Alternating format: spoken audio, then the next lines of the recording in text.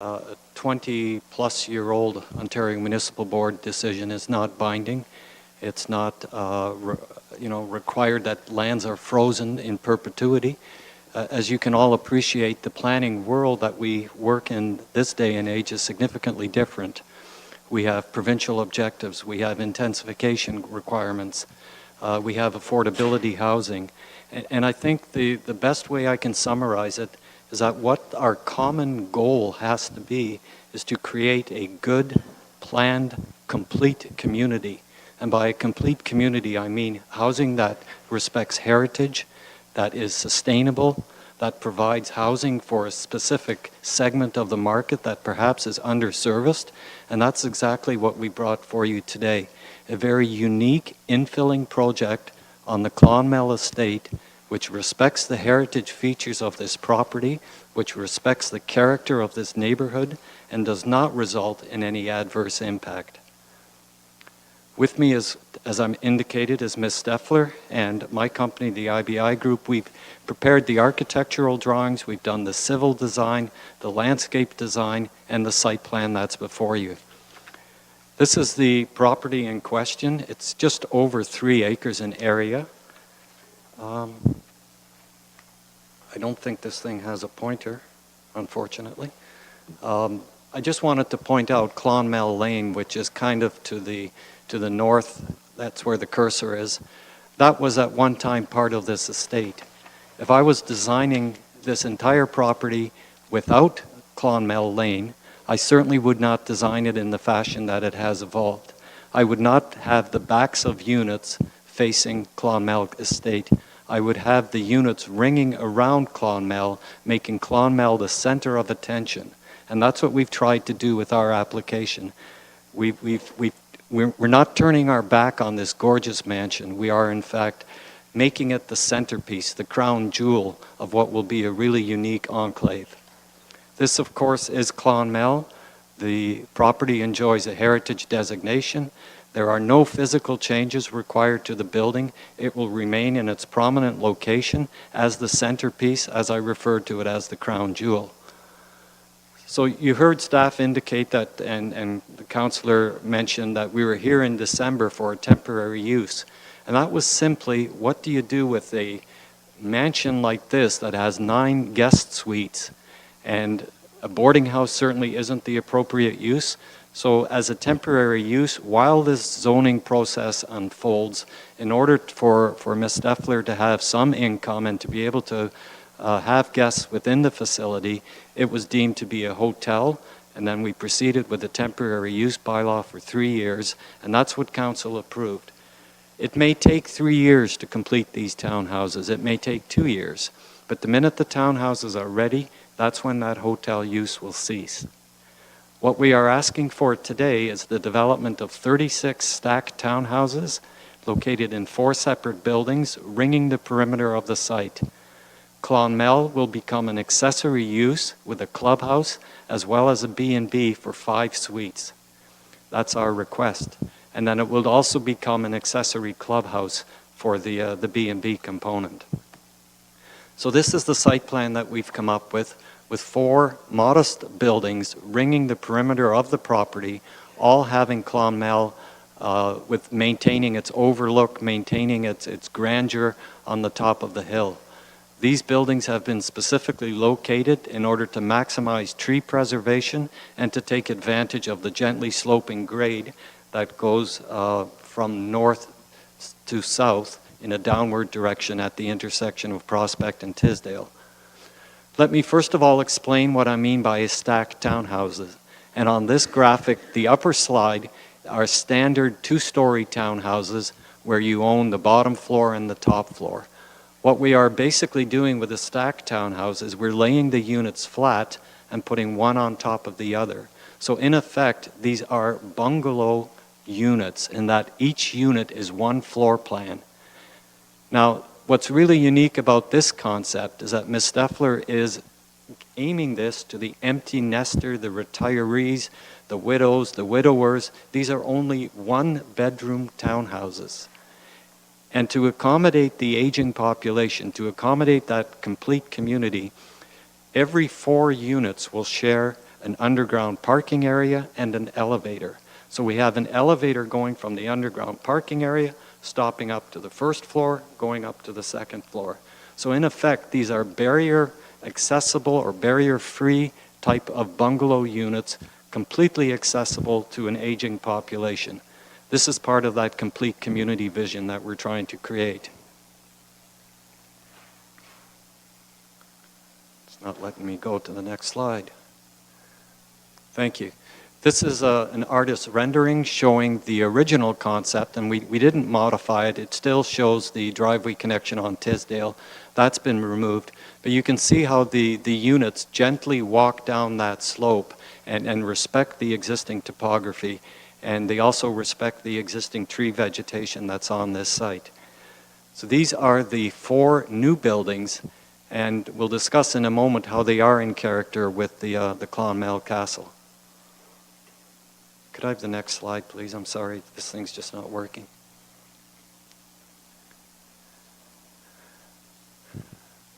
So these are the architect's renderings of the 4 different buildings and the views that you have. And the views mimic the Georgian architecture of Clonmel. They mimic the chimney breasts on either end of the building, the roof angles, the placement of the windows, the symmetry, the chimney breasts are all taken directly from the palette that is Clonmel.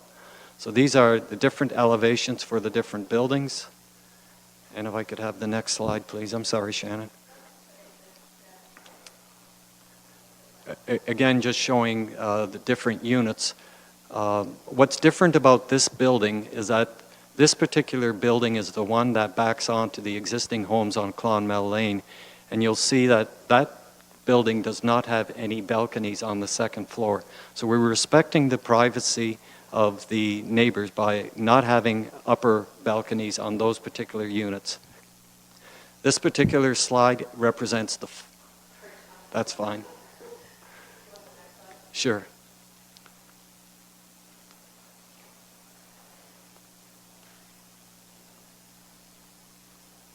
It's not working for you either? Okay, so this slide represents the floor plan. And again, units 1A, 1B, 2A, and 2B will share a common entranceway, a common elevator shaft, a stairwell, and their underground parking will be in their basement area. You'll see on this slide, the units are only 1,200 to 1,300 square feet, very modest for a townhouse, and they are 1-bedroom units. This isn't for families. This isn't for, you know, mom and dad and the 2 kids. This is for an empty nester. This is for a retiree. This is for a widower living by themselves. There is a den component, so when the grandkids come over, there is an opportunity to put them in a sleeping quarters, but for all intent and purposes, these are 1-bedroom units. This is that basement, and you can see there's parking underground, 1 parking spot per unit, a central stairway, and an elevator providing access to the upper floors. So this is actually the 3rd public meeting. We did host our own information night at the castle, which was well attended by neighbors. And through the deliberations, there is 8 specific issues that have been identified. I'd like to briefly discuss these 8 with you. With respect to parking, we are proposing 36 spaces for 36 units. And that means 1 space per unit. That is the only deviation we are asking for from a parking standpoint. And the reason it is that these are not the 3-bedroom units, and your standard zoning requires 2 parking spots per unit for a family. These are empty nesters. These are generally retired people. And by limiting to 1 space per unit, if my wife and I, for example, were to look at a unit, one of us would have to get rid of their vehicle. That's just a simple fact of life. If you want to live here, you only have 1 parking spot. We fully comply with the visitor parking, 1 space for every 3 units. We fully comply with the B&B parking, 1 space per suite. We comply with the special events. We have over 500 square meters. That requires 14 spaces. So the only area where we're asking for a modification is for the actual residential parking. So when Shannon says we're not happy with the B&Bs because there isn't enough parking, I needed to correct that. There is enough parking for the B&Bs. It's the residential suites that are slightly below your bylaw. With respect to traffic, our 36 units will each have one car. And again, they're empty nesters, they're retirees, they're people who generally do not contribute to the morning rush hour or the afternoon rush hour. And those are your peak times. Ms. Steffler is also considering a shuttle and a car share program, shopping trips to Simcoe, shopping trips to Limeridge Mall in Hamilton are all things that would be considered. And we have 2 points of entrance on the property. 20 units would be coming via Clonmel, and 16 units are going to Prospect, all at non-peak times. There aren't kids in this complex. They're not trips to Boy Scouts or soccer or what have you, hockey practice. It's an empty nester, an exclusive little enclave that's proposed. Sightlines and safety was concerned, and we have adequate sightlines. Notwithstanding the fact that we have adequate sightlines, we've removed the driveway from Prospect Street.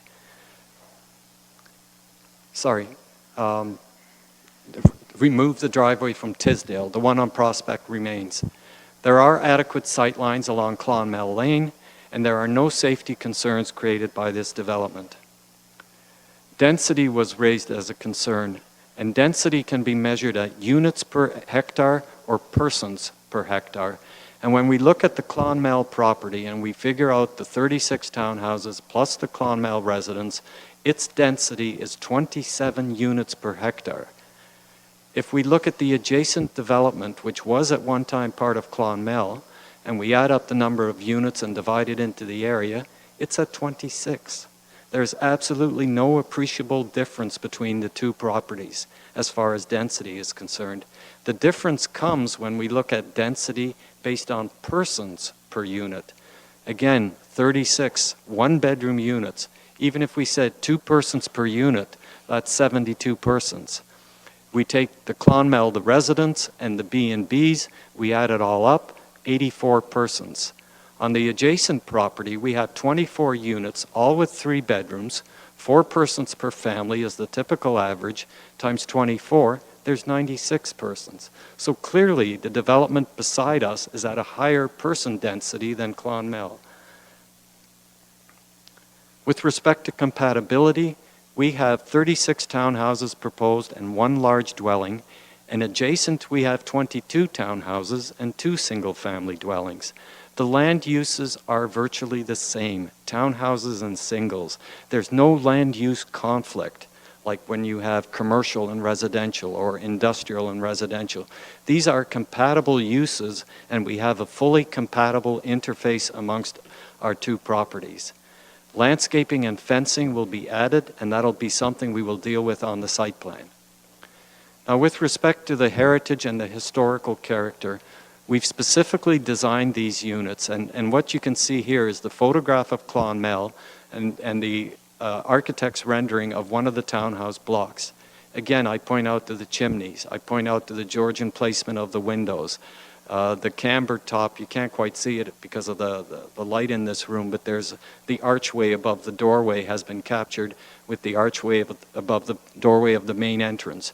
The use of brick, the angle of the roof, all of that has been meant to be in character with the Clonmel while still allowing Clonmel to have its presence on the hill as the mansion overlooking the development.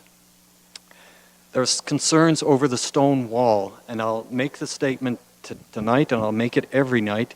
The stone wall is not at risk. The stone wall will in fact be restored, and it will be extended further on Tisdale and wrapping around on Clonmel Lane. That will be an extension of the stone wall. There is 1 break proposed in the stone wall to accommodate the entrance to one of the parking areas. That will be replaced by filling in the existing gate. So we're closing in a gateway and opening up a driveway. And Ms. Steffler has these very unique lanterns that once upon a time sat as gate posts. Those will be incorporated back into the development and form the entry to that parking area. This proposal was reviewed by your Heritage Advisory Committee and was well accepted. This is that gate, that entry feature where the light standards were originally located.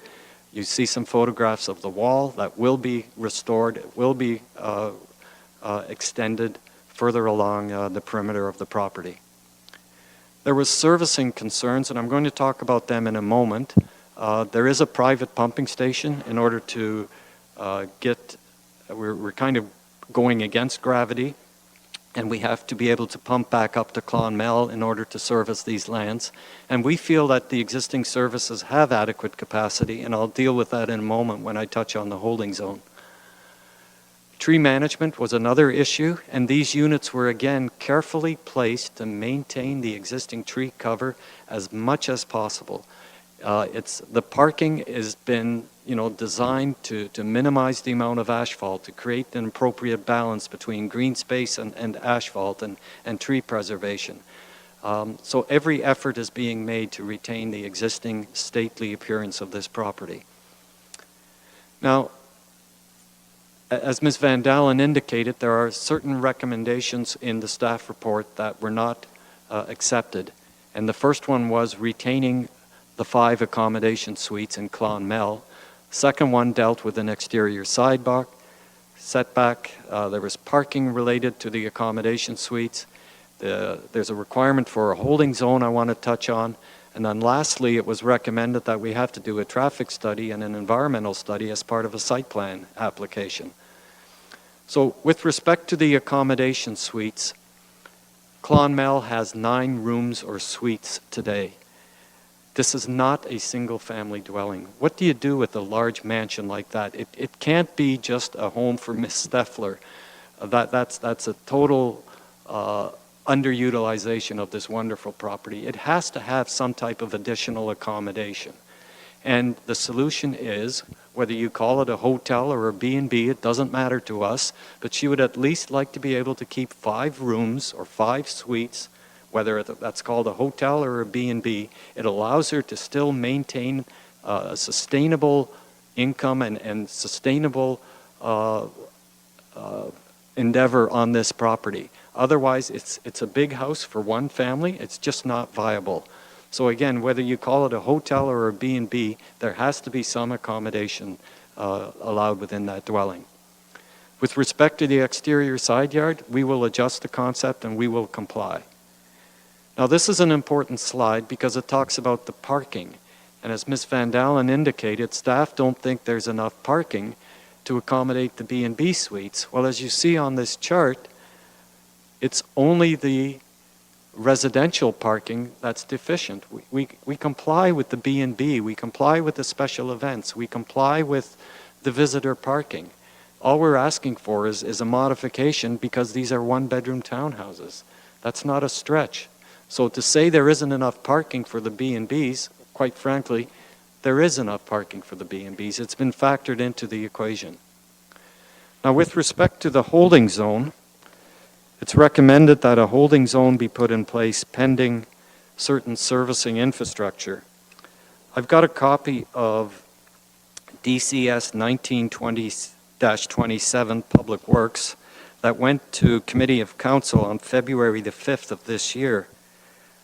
It says this is with respect to Port Dover, the current utilized wastewater treatment plant capacity represents approximately 75% of the plant's capacity. That means there's still 25% available. And unless you're prepared to freeze all development in Port Dover, there's no need for a holding zone.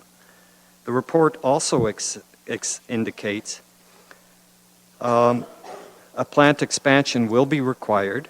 A project is currently under design and will be ready for tender in 2019. These townhouses won't be there 2019. As part of the zoning goes, we still require site plan approval. They're going to be available in 2020. Your plant will have been expanded. With respect to the water treatment, it says there is a water treatment deficit, even for the existing population. A project is under design and expected to be constructed in 2019 that will provide disinfection capabilities to 7,304 meters cubed per day. So there's studies underway to deal with the water plant expansion. So again, there are remedies that you are initiating. Why put a holding zone on this? You're not freezing all development. You're not freezing all building permits. There's absolutely no reason for a holding zone for servicing. The other requirement for the holding zone was to require this development to go through a site plan application. I'm going to suggest that's redundant to put an H subject to site plan approval, because site plan approval is automatic. No one's going to build townhouses without entering into a site plan agreement with you. What extra control does a holding zone give you? It doesn't. The Planning Act requires you and gives you the power to impose site plan control, whether there's an H or no H. So it's a redundant condition in our respectful position. So for that reason, we don't support the holding zone. We did prepare a draft bylaw, and Brianne, if you could please provide that perhaps to the clerk, with some modifications that we'd like to present. Let me go on to the next point, and that is a request to do a traffic study and an environmental impact study as part of that site plan. The normal process that we follow is we go to a pre-consultation meeting. And the pre-consultation meeting is like getting a shopping list for a successful development. And at the pre-con meeting, staff tell us you need an environmental study, you need a traffic study, you need a noise study, you need an archaeological study. You need all these studies in order to make an application. Well, we went to a pre-con. There was no environmental impact study requested, there was no functional servicing report requested, and there was no traffic impact study requested. The environmental feature is across the road, which represents the waterfall and the tributary. There are no environmental features on this site, and stormwater management will be addressed as part of normal site plan. Zoning deals with the principle of a land use, not with the technical implementation of that land use. So the site plan process is more than adequate, and no traffic study, in our respectful opinion, is warranted given the empty nester component. So this is the revised bylaw. You'll see that there is some wording in red that represents our revisions. You'll see we've struck out the requirement for the holding zone. We've added the 5 B&B accommodation suites. We've included the special events accessory to the clubhouse and or the B&B. And we've made some minor editing. And then we struck paragraphs 5 and 6, which were the holding zone. Staff were provided a copy of this revised bylaw, and I don't believe there was any concerns raised other than it's contrary to their recommendation. So we have Clonmel Castle as the crown jewel of this particular property. This redevelopment respects the character of the neighborhood, it respects the heritage, and it allows for the appropriate continuation and the appropriate adaptive reuse of this very important heritage resource. And I thank you for allowing me to go above and beyond the 10 minutes. Thank you. Thank you, sir. Any questions from councilors? I will absolutely agree with you as well that writing the site plan control provision into the agreements is not standard practice, and that it is obviously applicable because it's new development. So, yeah. Okay. No questions? Okay. Thank you. Thank you. Is there anyone here that wishes to speak in favor of the application? Separate?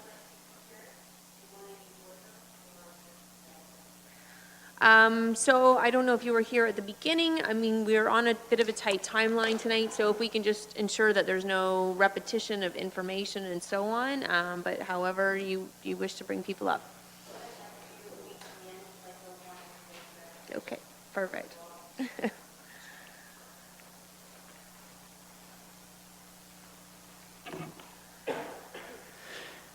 Good evening, Mayor Chop and councilors, all of you.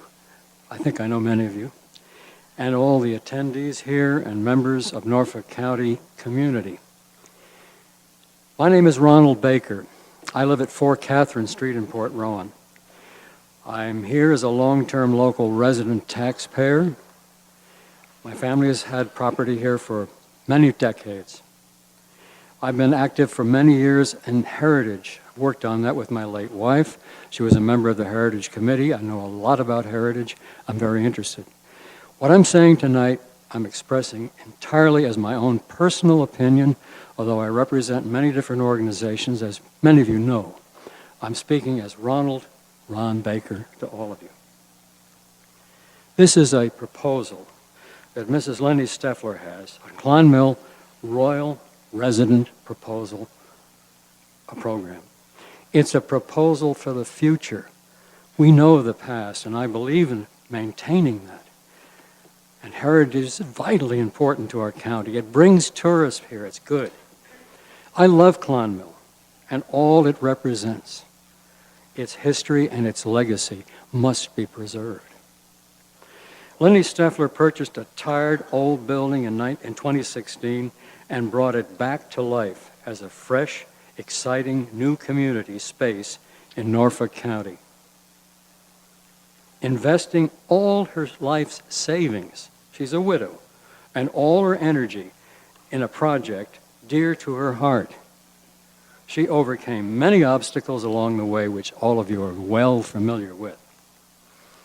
Lenny recognizes that Clonmel creates an open center that welcomes all segments of our community, not just the people that live there or in the community nearby.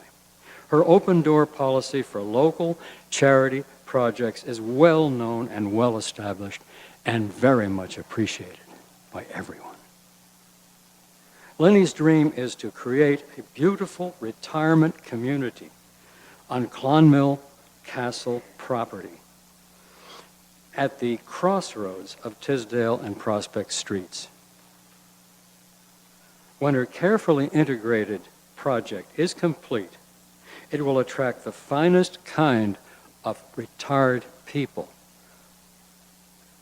Single people mainly, people my age, your age, and some of you, not all of you. Those searching for a unique, supportive, adult lifestyle community that will enrich our local culture, add to the county tax base in real ways, bring in more income, and be recognized as a landmark example of the proper way to integrate history and new construction in the 21st century. We can't live in the 20th century anymore. Change is inevitable. The royal residence at Clonmel Castle will provide a much-needed, full-service and secure lifestyle for elderly folk, which will enhance and protect Clonmel itself as a true Norfolk County asset forever. And forever is a long time. Thank you, every one of you, for listening to this proposal request and support for it. Thank you, sir.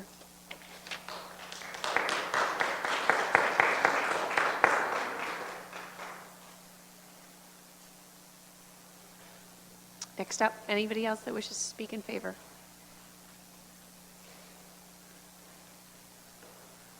Thank you. My name's Craig McLaughlin.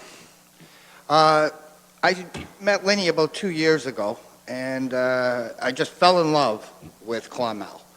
And over the last little while, I've become the gardener for Clonmel.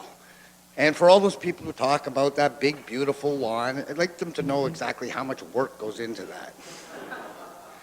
And the work that she has provided for the community is yet another thing, just the employment opportunities. Because of her, I'm employed. There's also a couple other people who are employed at the residence who take care of it. Not only that, there's the employment that's attached to it. The plumbing in that building, it's kind of old. So we got the local plumber, he's often employed there. The guy who takes care of the furnace, he's often employed at the building. Right? In the summer, that beautiful lawn, we have to bring in a crew to help maintain it once a week. So we've got local landscaping companies that are also benefiting from it, as well as the businesses in the area, such as groceries for the events and everything. So I'd just like to also mention just how much employment that this is also, that Linny has helped bring to the region. And that's it for my time. Thank you, sir.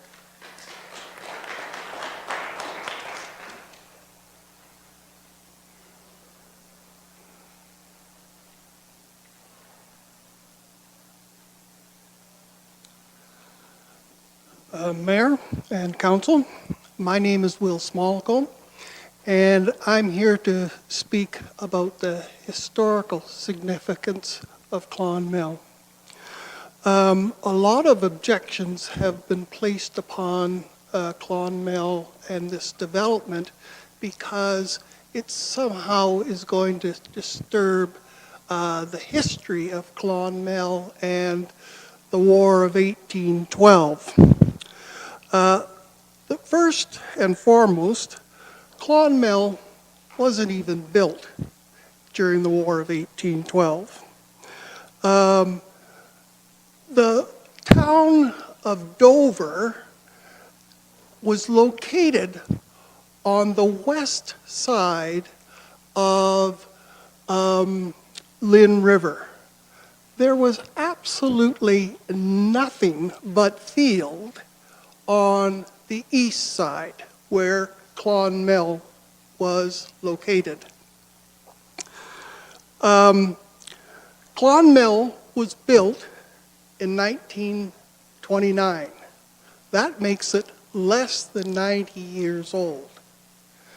There are many, many homes in Port Dover that are 150 years old, and some over 200 years old.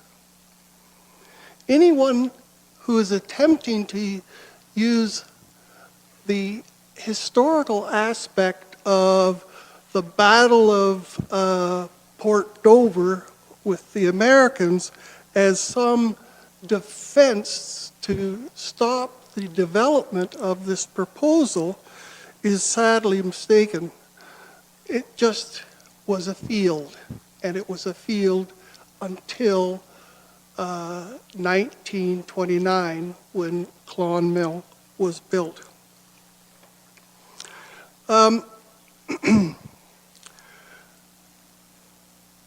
Those who suggest, another point is, people suggest that, well, if they're going to, why don't they have some sort of signage around so that we can bring out the historical aspects of, the village of Dover.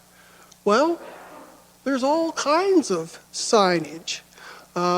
There's a cairn at Powell Park that talks about when Brock came to visit Port Dover. The Port Dover Heritage Society put a huge big plaque about the Campbell raid, and they put it in the the Dover Mills Heritage Park, which is at the head of Main Street. The Ontario Heritage Trust Foundation made a big plaque on the life of Colonel Robert Nicol and placed it right down by the Ivy Dam. And then recently, the Norfolk Heritage Committee placed 3 signs where the actual village of Port Dover was located. So, and as far as I know, I've read extensively about Dover. I don't believe there's any archaeological, I've never heard of any archaeological evidence whatsoever on the Clonmel property, except there is a well that belonged to Mr. Cook, but that's the only one that I am aware of. Now, if you want to add some historical aspects to the property and to the development, you might want to name those buildings. You could perhaps call one block the Ivy Block. Another might be the Colonel Nickel Block, or the Alexander Block, or the Bosquick Block.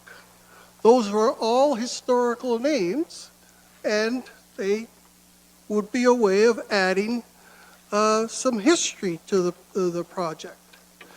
You could also name the lane that is going to come out. You can see it on the map there. There's a lane coming out onto Prospect. You could name that one McQueen Lane. Why? Well, if you look carefully and you know your history, you'll see that that lane, the opening, is located right where the McQueen home was.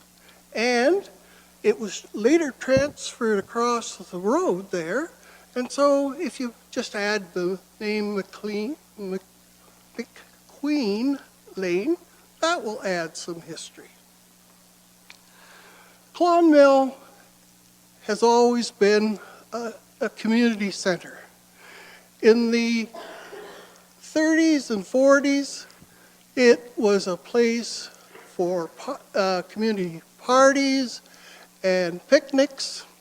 In the 40s and 50s, there was lawn bowling and croquet, and people went there, and it was really a center for activities. And I've really appreciated what Lindy has done over the last few years. She's brought back that aspect of making it a community center with various activities and really enhanced the whole prominence of Clonmel. You know, I love my town, Port Dover. I was happy to grow up there, and I'm pleased that it's now growing. I'm pleased with the development, and I think this development, as you've heard from many people, is marvelous, and I would support it, and I wish that council will support it too. Thank you. Thank you, sir. Anyone else that wishes to speak in favor?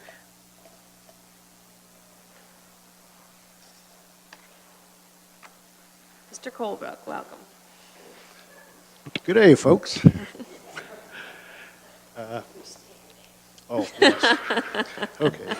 My name is Russell Colebrook. I live in beautiful Renton, Ontario, and I'm here to support Lenny. I met Lenny last October.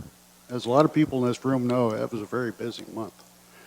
I was doing a campaign swing down through Dover, and I knocked on her door. And we sat and talked, and she told me of her vision for the property, and you know, I got the vibe right off the bat that, you know, her and I are children of the 60s, old hippies, and kindred spirits. So, you know, I got the vibe down there. Her idea is communal living, so to speak, with and as we know, people that invest in their properties should be allowed to do what they want to do with their properties. I mean, that was a big issue last year. So, you know, I support her 110%, and I wish her the best. Thank you. Thank you.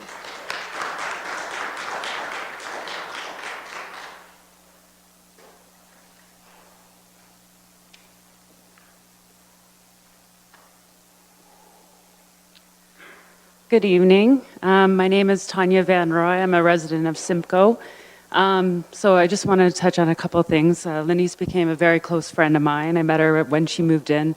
I has done a lot of work at Clonmel. I've seen her go through the whole kind of journey. When I showed up, it was completely destroyed, and in like a week, she was like a magician and kind of flipped it quite fast to get it ready for Friday the 13th. So she created a sense of place, and I think that that's a very important thing that should not be kind of just left off to be a light thing. It's a hard thing to do in a community, and you know, she's really opened her doors to the whole community and let tons of businesses do events. But I was here for another reason as well. So just recently in my own life, I've been dealing with aging parents, and my mom lives on her own, and she's broken her ankle. And so now, you know, it's my sister and I are deciding, you know, what are our options? And I said, oh, you know, it's so cool in Scandinavia. They have these living situations where they're large buildings and, tons of different groups of families live in there together, and they take care of themselves, or take care of each other, and it's so good for your health and mental health. Now, what Linny's vision is to create a spot for single women who are widowed or single and their children have left. And instead of all these ladies living alone in isolation, she saw this vision as a place now where people can live and take care of each other. And I think that is an incredible vision. And my sister actually brought it up when I was talking about these Scandinavian type things. She said, well, you know, they live in Kingston, and my brother-in-law, he runs the engineering and environmental services in Kingston, and he was looking at a property thinking the same thing, that this is a development that really adds to a community and brings people together. The health, so what happened with my mom is she's lived on her own for probably 6 years, and she hasn't worked for 4 years. And now seeing her, we put her into respite after she was in between being on her own at her house and being in the hospital. She's in a wheelchair, just recovering. And what was my point going to be? So, so going in now, she's been in the hospital for a couple of weeks and in respite for a couple of weeks.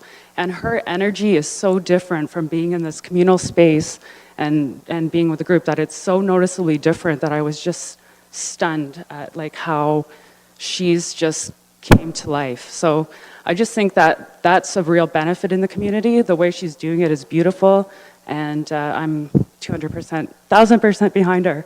Thank you. Thank you.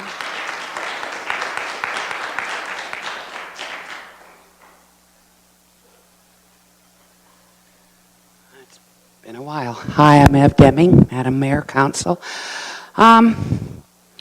I got a couple of little points I'd like to say. One, I'd like to thank Linny. When I needed a job, she employed me. And she has employed a lot of us, men, women. She's befriended a lot of people. She brings a lot to Port Dover. I'm not into change. I'm a Dover girl. I like the old Dover. Nothing I can do about it. We're turning into a retirement village. I'm in my 60s. I wonder where I'm going to be in the next 10 years. I might need one of Linny's residences. And a one-floor plan. I've worked in home care for many years. One-floor plan is very important. Having a budding community is very important for elderly people too. I don't think she's planning it though just for women. I hope men are invited too. Linny supplies employment. Clonmel. If you've ever been to Clonmel, when you walk in the door, the first thing you get is, oh, this is wonderful. You get that feeling. I'm sure the new residences are going to have that. She supplies employment. Clonmel supplies the feeling. I think Port Dover needs this more than anything because all these homes are being built. They're very expensive, but they're not for me. A one-floor plan. I could live there. I don't even need a nursing home. I can stay there. And I honestly think not going with this would be a downfall to Port Dover. But I do understand, because I've worked at Clonmel, I do understand the neighbors and their concern. And I have seen it on a Friday night when music used to be the parking situation. I get it. I have two things of thought here is, back in the day when she bought Clonmel, that was a B&B. Why can't it be a B&B now? And also, would it help if they closed off the driveway on Clonmel Lane? Perhaps the residents on Clonmel Lane wouldn't have anything to complain about. Oh, but they will have a subdivision behind them. Thank you very much.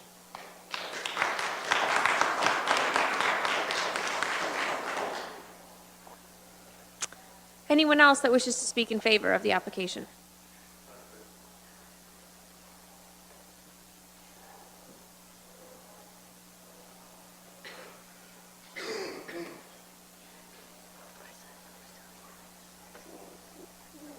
Madam Mayor, Town Council, my name is William Langhorne, and I lived here in Port Dover from 2012 until late 2015. In that time, I saw restaurants closed at 7 o'clock.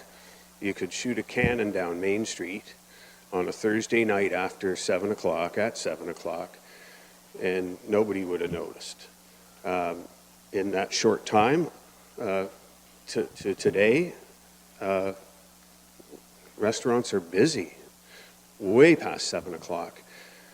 There's been incredible development and improvement, and there's a whole lot more people that are enjoying Port Dover. It's not dead in the wintertime after 7 o'clock anymore. That's a great thing. The development that's happened across the road from Brant Hill, the development that's happened on Highway 6 west of Brant Hill, massive developments. It kind of surprises me that there's so much focus on a little development that has so much to offer, like Clonmel. The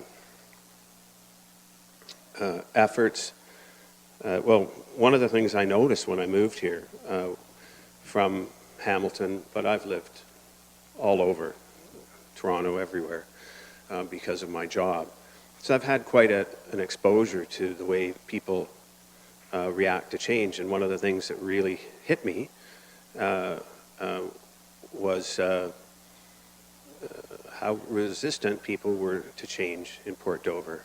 Some of the new restaurants, they were not patronized by people who've lived here for 2 and 3 generations until all of the retirees started reporting that they were fantastic. And then the next thing you know, the people that are here for 2 and 3 generations are showing up. And that kind of reluctance, you know, this development is not going to stop. That's happening in Port Dover. It's not just going to someday stop. It's a good thing, and it's in the case of Clonmel, we've had Linny making incredible efforts to respect the character and the heritage, and I hope that people can see their way clear to support this development and to not be short-sighted about the growth that's not only good for Norfolk County, but it's inevitable. Thank you.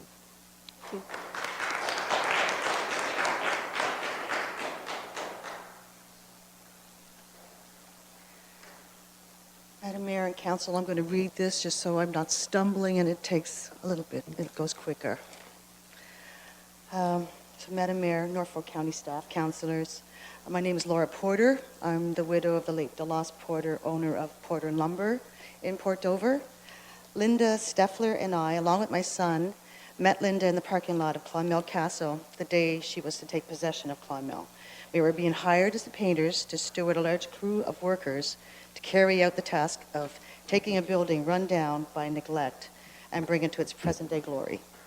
There was much to be done.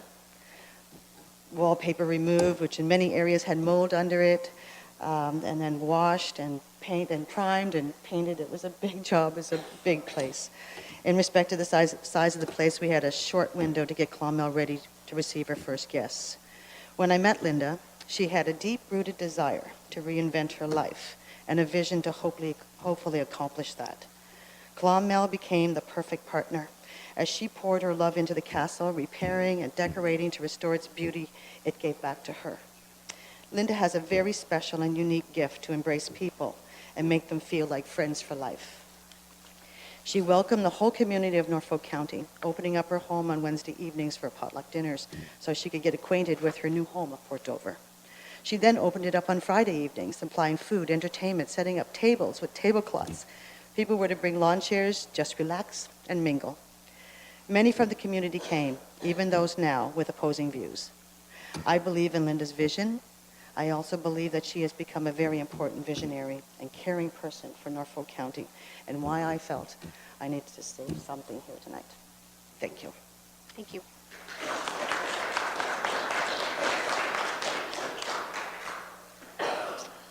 Madam Mayor, Council, the public.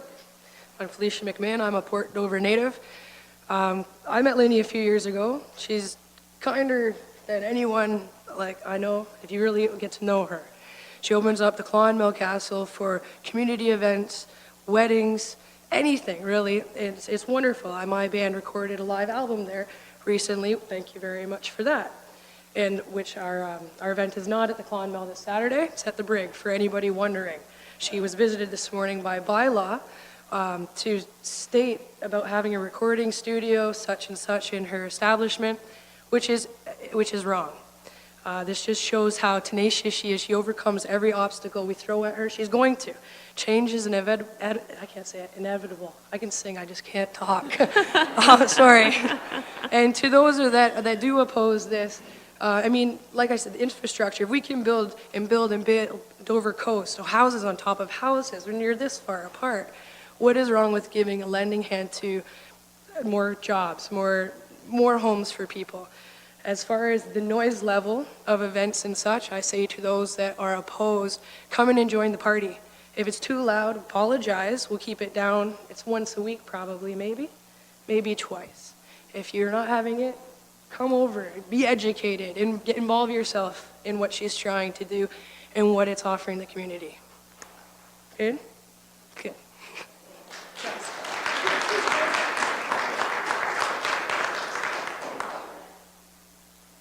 Okay, anyone else that wishes to speak in favor?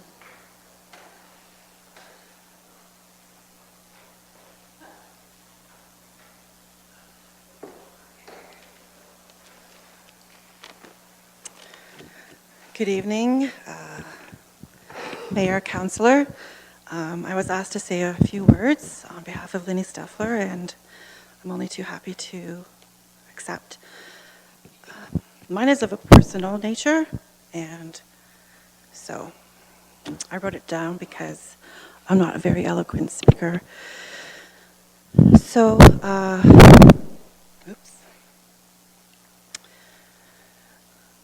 I'm employed and reside at Clonmel, and a few years ago, I found myself broken and lost, and I found myself asking, what am I going to do? Paradoxically, that's when life awarded me the ideal opportunity to start over. Moving forward has been hard, and it's been a journey, and most of it has been one of loneliness and a yearning to feel connected to someone or to something. There's no time like when you're down on your luck to realize who's there for you. This leads me to Linny. She's a person who has truly gone above and beyond what is required or asked of her. She gives of herself in a way that compels you emotionally to let her know how much she has helped you. The positive effects I and anyone are able to have on one another as neighbors, as a community, is immeasurable. You have given of your time selflessly to me. You have uplifted and have accepted me without judgment, and you are selfless in the act. The mysterious truth is that my life has improved in a significant manner since I've been at Clonmel. I am grateful to you and to the castle. You stood beside me, and I don't stand alone anymore.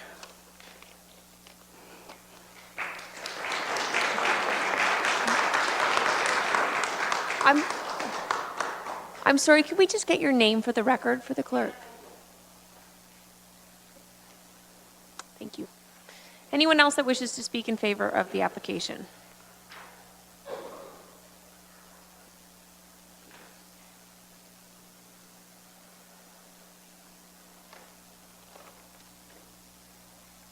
Hi. My name is Julie Pickerskill, and I live in Port Rowan. And this is my coworker, Tanya Walker. She's from Simcoe, and we both are employees at Clonmel Castle. Me since 2016, and Tanya since 2017. Ever since the first day I walked into the castle, I fell in love with Linny and the castle. It was great to help and watch the transformation from despair to elegance. The first winter of business was fairly slow. Instead of laying off her employees, Linny took it upon herself to go and find a job outside of the castle to keep us employed. With this new development, it would provide jobs for many local and non-local residents. With the development, there will be job opportunities such as maintenance, laundry, housekeeping, kitchen, and a lot more.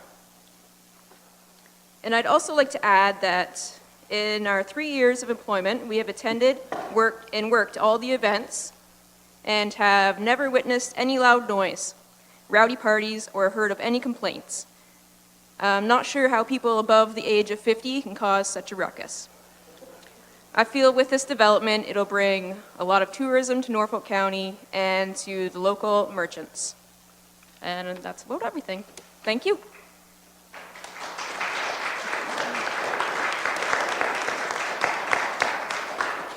Anyone else that wishes to speak in favor?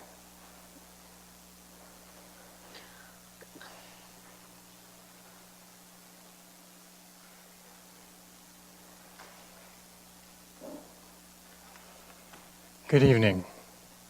I'm John Turvey, and I love Clonmel Castle. I've watched an incredible transformation of a tired old building that nobody wanted, for sale for 10 years. My first career involved a dedication to completely transform a major Canadian life insurance company, Mutual Life of Canada, in Waterloo. We fought for 14 years to bring a successful enterprise into the future of computers. It was all about change for the future. Change of a great old business to ensure its survival. Looking back, I realize it was about nothing, really, if not about the survival of a grand old institution, survival through change. My second career was on the front lines of Mutual in Calgary, as I transformed myself into a financial planner, and then was asked to return to Waterloo to help lead the largest project in the company's history, to completely transform the marketing structure to ensure the continued success of Mutual. It too is about nothing, if not about the survival of a grand old institution, survival through change. My third career was all about guiding my own company through exciting creative marketing projects, helping others and my communities adjust to survive in the future. It was truly about nothing, if not about the survival of businesses and my communities, survival through change.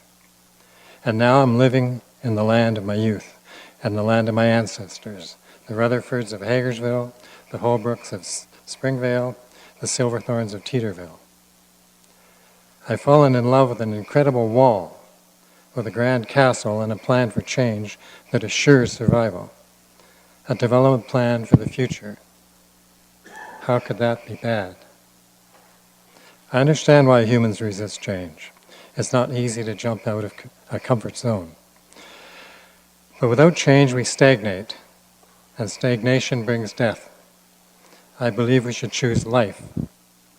I applaud this plan to survive and be alive.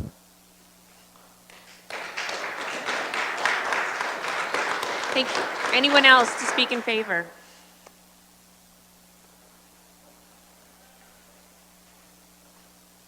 Maybe if we could just be queued up and ready to go, because I think we've got a lot of people to get through. I had something already to read, but I think I'm going to speak from the heart. And did you state your name for the record for the Karen clerk? Graham. Thank you. I lost my son some years ago, and it was a very difficult death. So I came down to the lake to heal my heart. And it has healed well, maybe near the water. But meeting Linny and being at Clonmel 2 years ago and enjoying the grounds and all that she offers to anybody that has a need is an incredible thing. As a new person to this community, she's given so much. I would like to actually think about actually living in these residences, because I think they're going to be very supportive. And I think if Linny has anything to do with it, they're going to be very supportive. And that's what seniors do need. They need each other, and they need people that care about them. And I think this would be a wonderful development. Thank you. Thank you.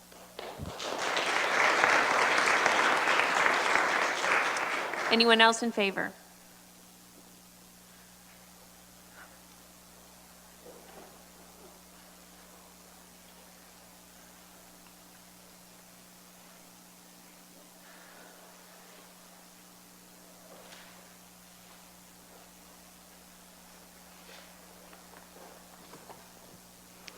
Hello, Mayor, councilors, friends, neighbors. I told you guys nothing about me. I said this was about saving Clonmel, right? But I'm overwhelmed with gratitude. I love you all, and thank you very much. I have a bunch of stuff that I was supposed to say, but everybody said it for me. But I did have a petition in the lobby. I didn't go door to door.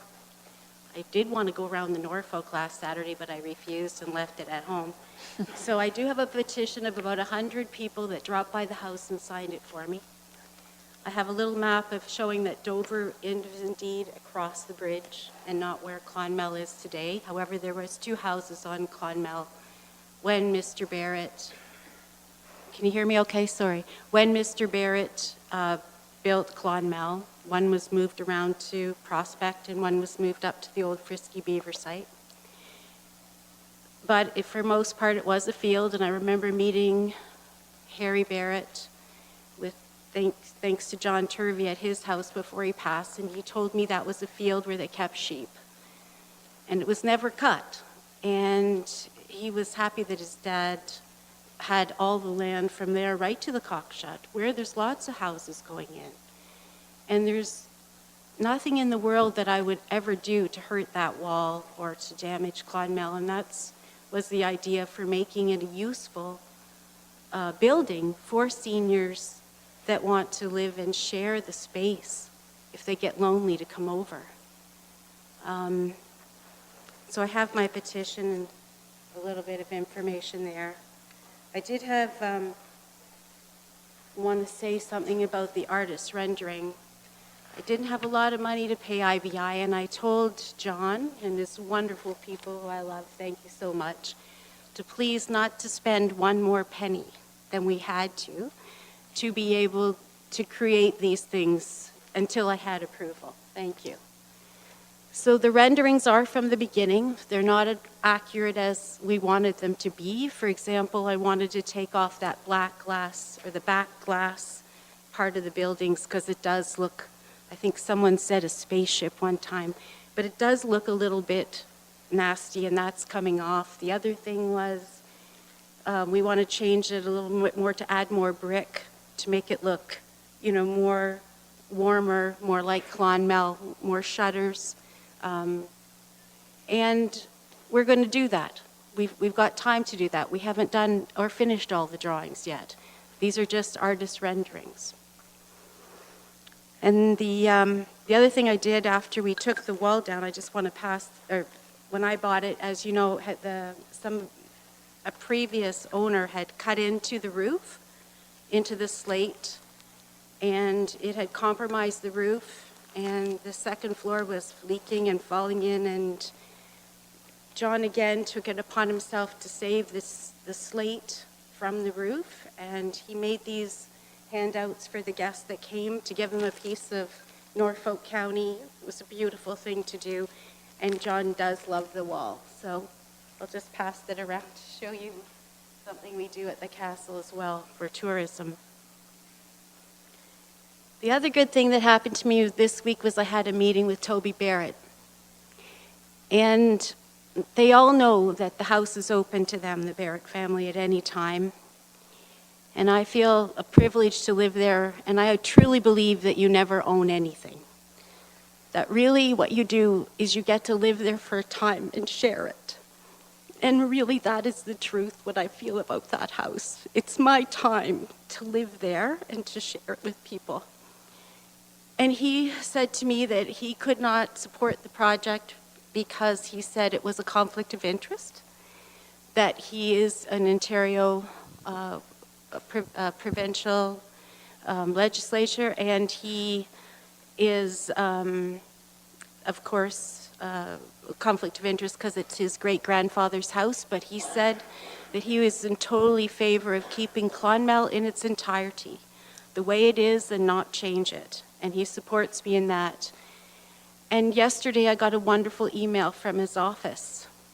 I'm not going to read it to you now, but I want you all to look up something that he sent me, and it's called Bill 69. It's a new bill just passed a few weeks ago by the Ontario government, and guess what it's called? The Golden Girls. The Golden Girls Bill. Kind of like the wigs that I wear, everybody laughs at. Golden Girls. The Golden Girls Act is that all levels of government should recognize that Ontario has an aging population and it should encourage innovative and affordable housing solutions for seniors. Here it is, guys. It's everywhere. We're all getting older. All I'm doing is trying to make a beautiful development. You can all approve my building, make sure that it sits in with the neighborhood properly. You've taken away my outdoor music, although, Felicia, I'd love to have you come back. You can still come inside and play anytime. I don't want to cause a disturbance to the neighbors. I've always wanted to be a good neighbor. But in order to keep Clonmel in its entirety, I need more income than a couple $100s a week. It costs me over $15,000 a month to run that house. And in order to make it into a hotel and to make it into a cultural center or a community center, John, what did they tell us it was going to cost us? $300,000. Now I'm being pressured by the building department to comply. I cannot comply. I don't have $300,000. I'm trying to get the hold lifted, which I paid the money, didn't I, to get my hold lifted. I'm trying to get the historic architecture people to come up with a plan and work with your building department to release the hold so I can operate my business in a quiet and professional way. But I can't operate on 3 bedrooms, and I can't operate with orange comply signs on my windows.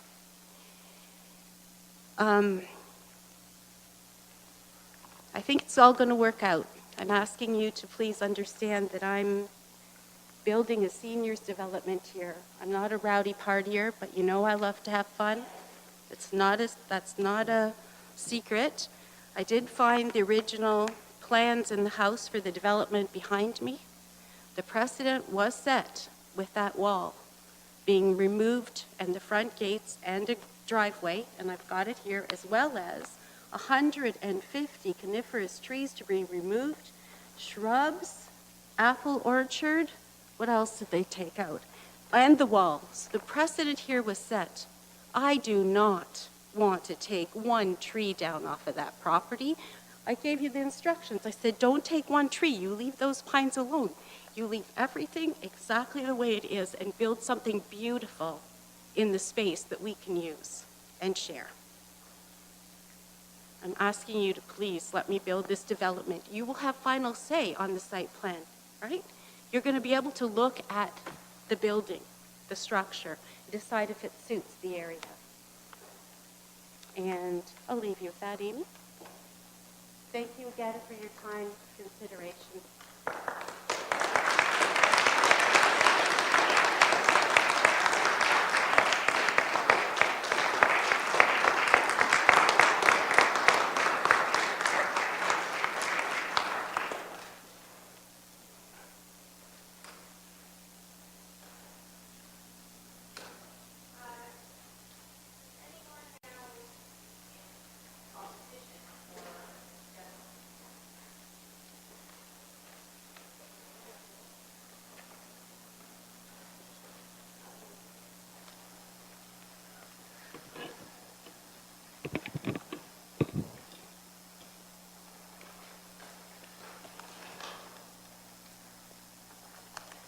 Good evening, Madam Mayor and members of council.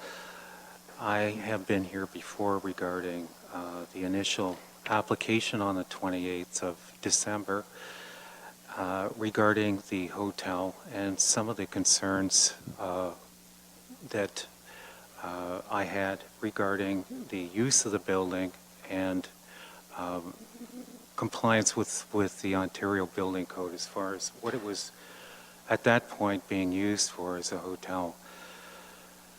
We've heard an extensive presentation by the IBI group, by John Arends tonight. Unfortunately, there has been no public meeting or open house for the residents that were directly adjacent to this property, and that is within the 120-meter notice area of this proposed development.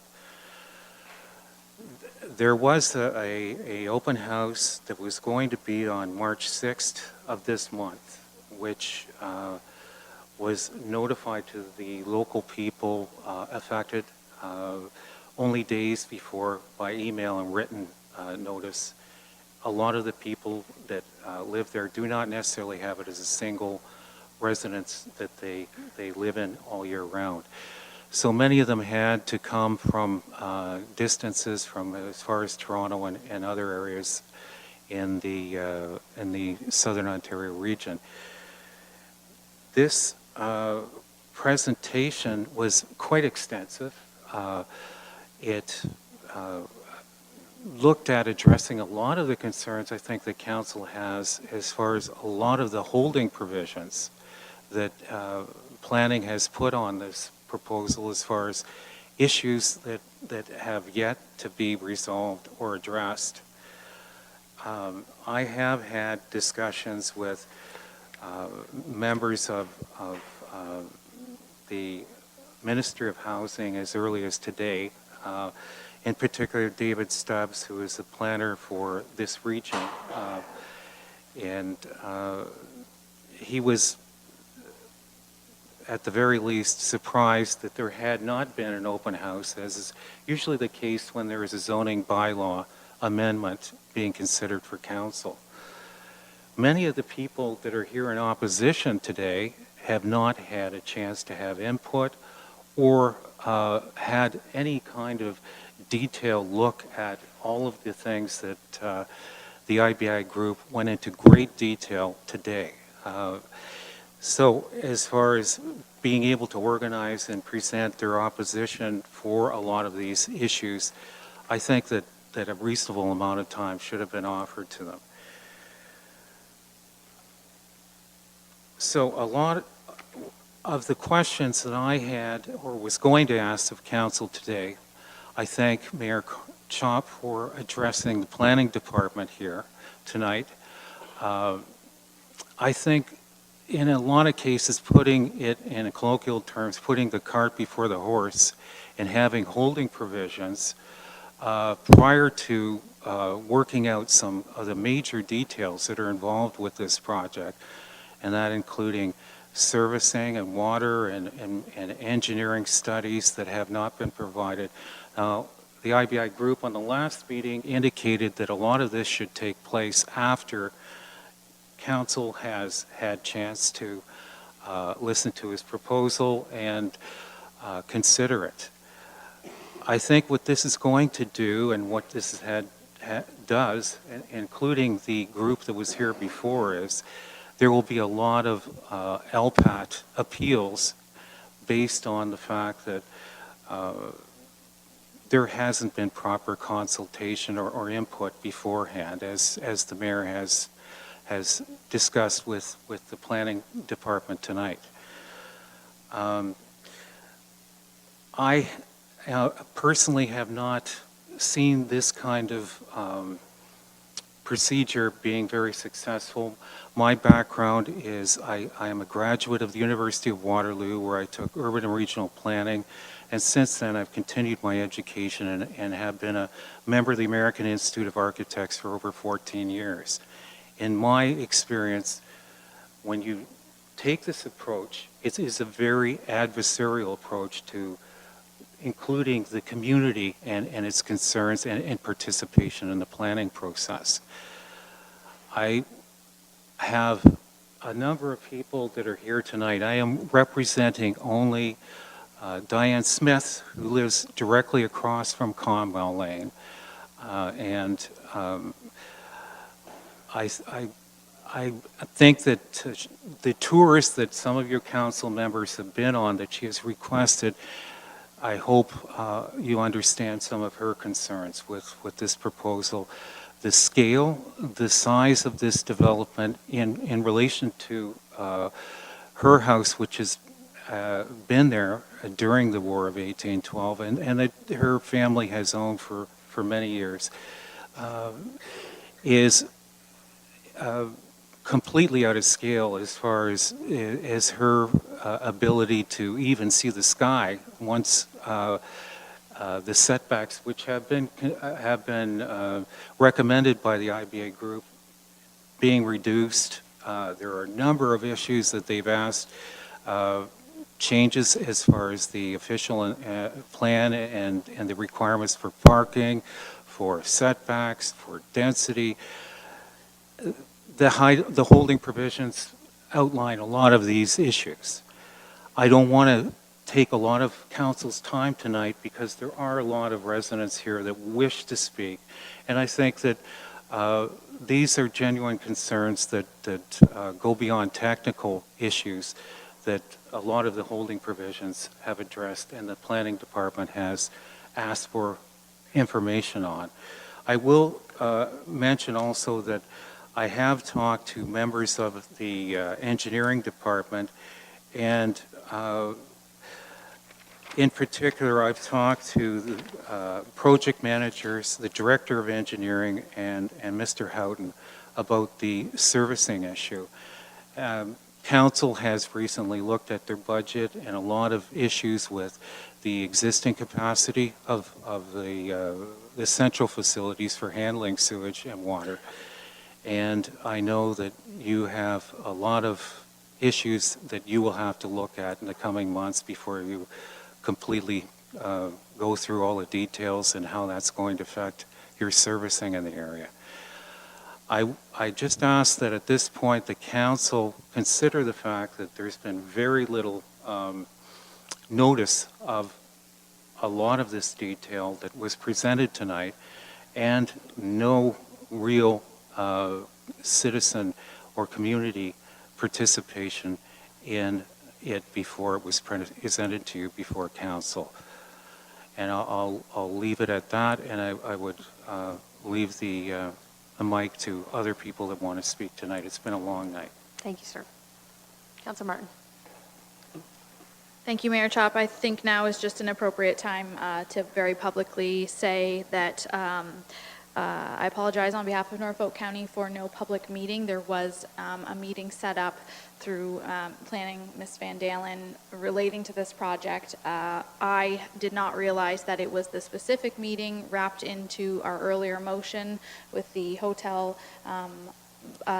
zoning amendment, and I asked Ms. Van Dalen to cancel that meeting as I was not able to attend and some residents were out of their homes. So if that has anything to do with information not making it to you and to residents at that time, the meeting was didn't happen because of planning. It happened at my request to cancel the meeting so I could be there.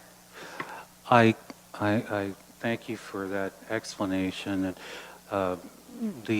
the problem was that after the November 6th, this council meeting was still scheduled 20 days after, which under the Planning Act, they can do. But at the same token, the Planning Act and the nature of community input into the planning process would require a reorganization of that public meeting prior to bringing it in front of council today. I think you've hit the nail on the head. I mean, even from the last project that we debated here, I think it's clear that we need to sort of revamp our process here and ensure that particularly in controversial zoning issues, that, you know, the public is engaged right from the very beginning so that we understand what those challenges are before people expend thousands of dollars to get down the road and then hear the public's, you know, problems with it, as opposed to working collaboratively right from the beginning to address that. So thank you for those comments. Okay, thank you. Anyone else?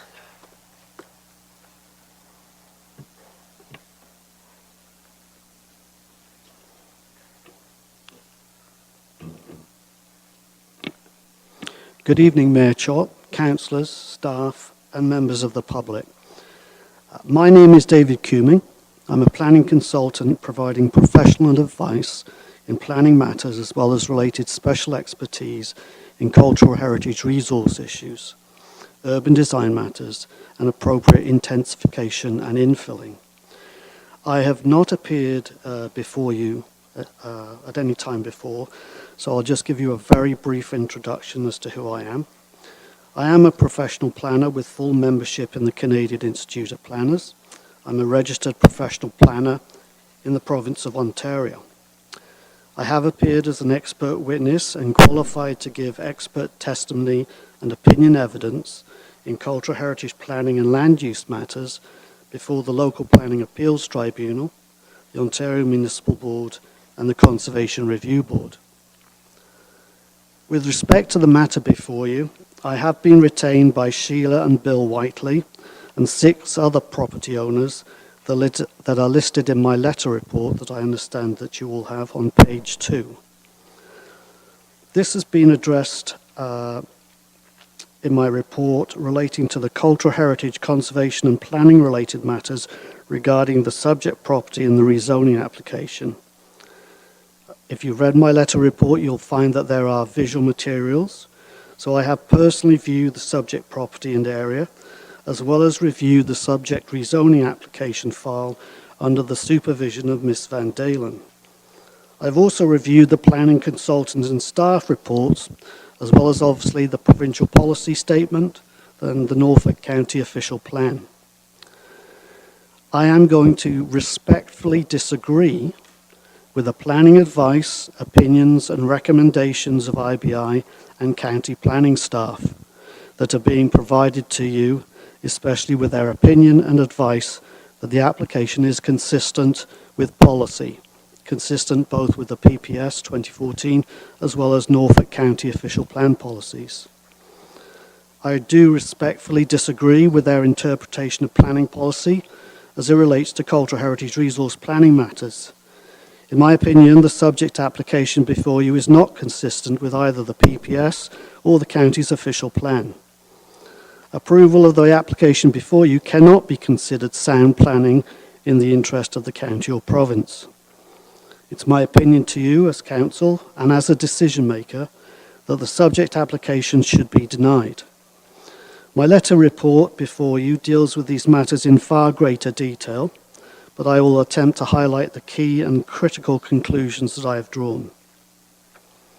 If you look at PPS 2014, it emphasizes that development is to, quote, be directed by the wise management of resources, including significant built heritage resources, cultural heritage landscapes, and areas of archaeological potential, which are intended to be conserved and protected in development processes. If you look at the Norfolk County official plan, your document, There are numerous policies regarding the conservation of cultural heritage resources, stressing the protection and enhancement of all types of heritage resources. And protect means to keep from harm, and enhance generally means to make better. It's my opinion that the application before you does not achieve this. On page 15 of IBI's Planning Justification Report, that I understand is in your agenda package, they conclude, and I quote, "The historical dwelling and beautiful landscape along Lynn River, set away from the hustle and bustle of the waterfront tourism district, offers visitors a quiet and peaceful retreat." I agree with this statement. The amenity value and special character of the setting of the area is due to its considerable cultural heritage resources and its cultural heritage landscape. Neither staff nor IBI, in my opinion, give this matter appropriate weight in considering the many applicable policies of the PPS and your official plan. Additionally, given the important cultural heritage character, the proponent offers very little in support of the requested rezoning to support the development. There's no supporting built heritage impact assessment. There's no cultural heritage landscape impact assessment. There's no archaeological survey or archaeological impact assessment, and no visual impact assessment. Just with regard to the archaeological comments that I've heard this evening, people are suggesting that no, there's no archaeology there. We don't know because no archaeological survey has been done. An archaeological survey is now standard procedure in many of the Planning Act approvals required. And I'm suggesting there are the whole variety of matters that the PPS and the Norfolk County OP expect to be considered. I think the proponents' consultants have suggested that the existing zoning on the property is actually inconsistent with the PPS. I consider that unsupportable. The PPS expects that in direct response to provincial interest, a municipality shall respond with, and I quote, "appropriate land use designations and policies." In other words, policies are going to be commensurate with identified provincial interests. Policy 113 that staff and IBI have considered states it is in the interest of all communities to protect resources and promote green spaces. This application does not do that. Policy 1133 states planning authorities shall identify appropriate locations and promote opportunities for intensification and redevelopment where this can be accommodated, taking into account existing building stock or areas. The subject development is located within a designated heritage property under the Ontario Heritage Act and with an area of distinctive cultural heritage value. This is the least appropriate place for an incongruous form of major residential intensification, as it results in considerable disruption of identified built heritage resources and character. Importantly, Policy 1133 and the staff report is silent on this, as well as IBI's Planning Justification Report, states that intensification and redevelopment shall be directed. It's a directive policy of the PPS, shall be directed in accordance with the policies of Section 2, Wise Use and Management of Resources. Section 2 of the PPS talks about archaeology and built heritage and cultural heritage landscapes. So it's important that intensification and infilling has to be directed by consideration of wise management of resources. Policy 1.7 talks about long-term economic prosperity of the PBS states that long-term economic prosperity should be supported by, amongst other things, and I quote, encouraging a sense of place, by promoting well-designed built form, and by conserving features that help define character, including built heritage resources and cultural heritage landscapes. And this is what we have here. In my opinion, the proposed development is not consistent with this policy direction. It damages the sense of place, does not promote well-designed built form, does not conserve features that define character, and harms, not protects, built heritage resources and cultural heritage landscapes. The rezoning application and development before you, in my opinion, is not consistent with this PPS policy provision. Now, your own plan, the Norfolk County Official Plan, provides many policies respecting the conservation of heritage resources, either as singular properties or areas of cultural heritage interest.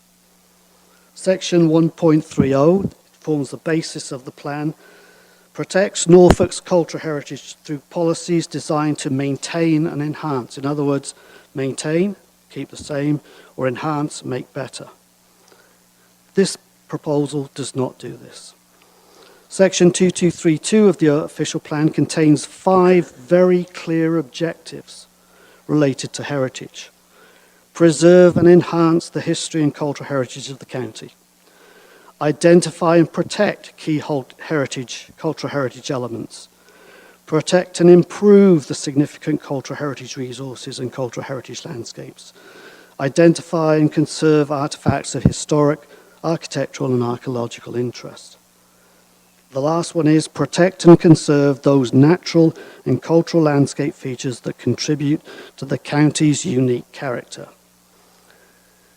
It's my opinion that the proposed rezoning application and associated development would not protect or enhance or improve cultural heritage resources and cultural heritage landscapes. You also have to look at other policies in the official plan. 5.3L housing states that the county shall ensure that residential and or commercial infill development in areas of cultural heritage value or interest is sympathetic to the existing building fabric and streetscape. The proposed development does not achieve this.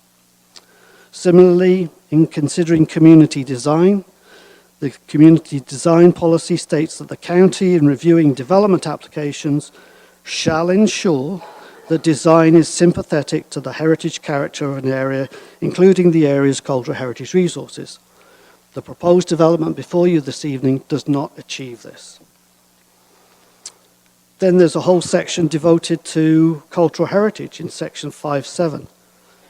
And policy 571 states, it is important to conserve the county's cultural heritage resources, including buildings, structures, and areas of unique or rare settlement composition, streetscape, landscape, and archaeological resources of cultural heritage value or interest. It is the intent of the county to support these conservation efforts for the benefit of the community.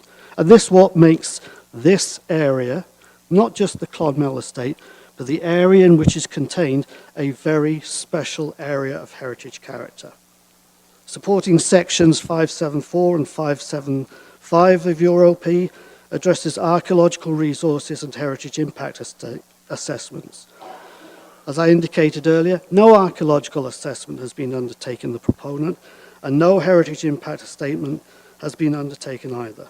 This is neither good planning nor in the public interest, especially when you have identified provincial interests. My last few comments.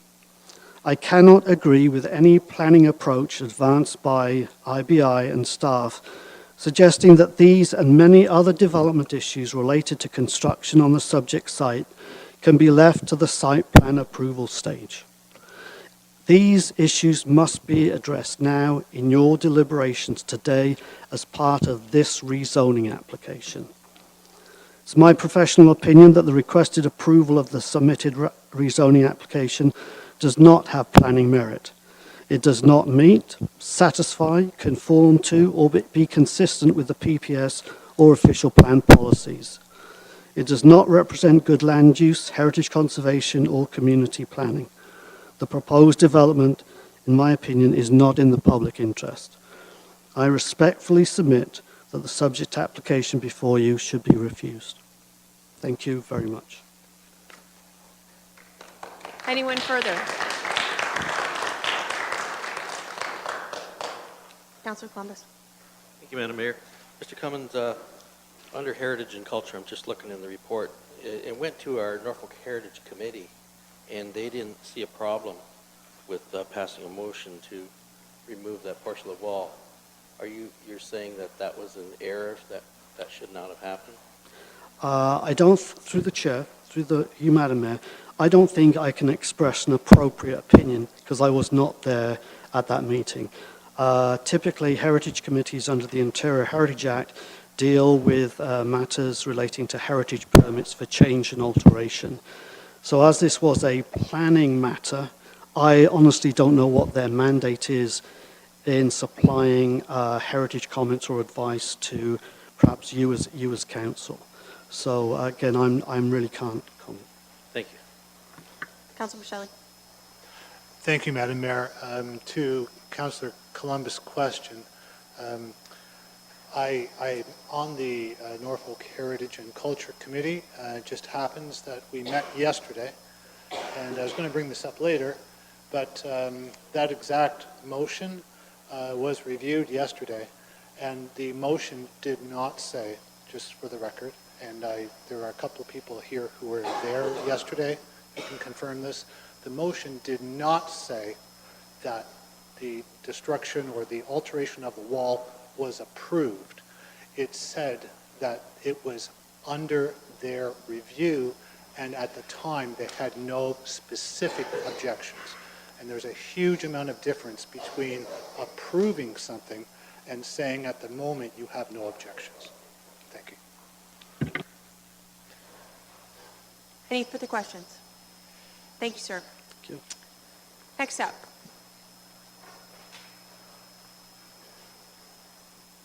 I am going to ask if we could just be kind of queued up and ready to go because it's just getting late and we have 4 more public meetings still to get through this evening. My name is Gavin Hamilton. I represent my wife, B. Ivy Hamilton, who is legally blind. I am not a Port Dover resident, but I spend time at the property at 156 Prospect Street, which is owned by my wife's family. The 200-year-old house called Lindbank was rebuilt in 1819 on the foundation of a house burned down in the War of 1812. This presentation discusses 3 categories of problems with the proposed development, dealing with the handling of rainwater and other drainage liquids, and dealing with the real risk of a 36-unit Airbnb motel, which is with an on-site party bar. You got to remember that if Harry Barrett's father's home, Clonmel, was built on the middle of this hillside, 2 stories would be underground on the uphill side. First, the consequences of water runoff. The proposed development consists of 4 buildings, each with 3 levels of single condominiums stacked on the slope of a heritage hillside. Each condominium having only 1 car parking. That is strange in an area where condominiums have 2-car garages. For each building, there must be a parking lot. Each building and parking lot must have driveways that lead to roadways that then connect to municipal roads. Each of these structures and paved roadways carve chunks out of the green hillside and diverts surface rainwater and melting snow that the present green hillside would largely moderate. Such melting creates flooding, as Port Dover has just recently experienced.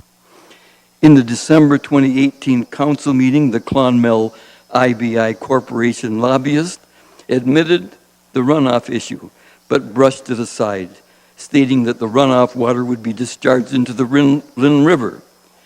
Discharge into the Lynn River comes under the jurisdiction of the Long Point Region Conservation Authority. A drainage ditch or storm sewer pipe running across the Lindbank property, which extends from the road to the house across the river, shall not be allowed by the property owners. Also, a drainage ditch on municipal plot property along the north side of the bridge could cause erosion and could exert a destabilizing effect on the roadway and bridge abutments. The Clonmel IBI lobbyist originally failed to mention that regulations require that the added runoff water from a new development must be contained in a retention pool on the property to accommodate the water from heavy rains and flooding that absolutely shall recur in these times of climate change. The most recent always changing IBI proposal is that there might be 2 pools to capture the water runoff. Now, just imagine if I'm standing on the edge of a pool on a hillside, Clonmel hillside, the other side of the pool would be at the level of at least the top of those flagpoles.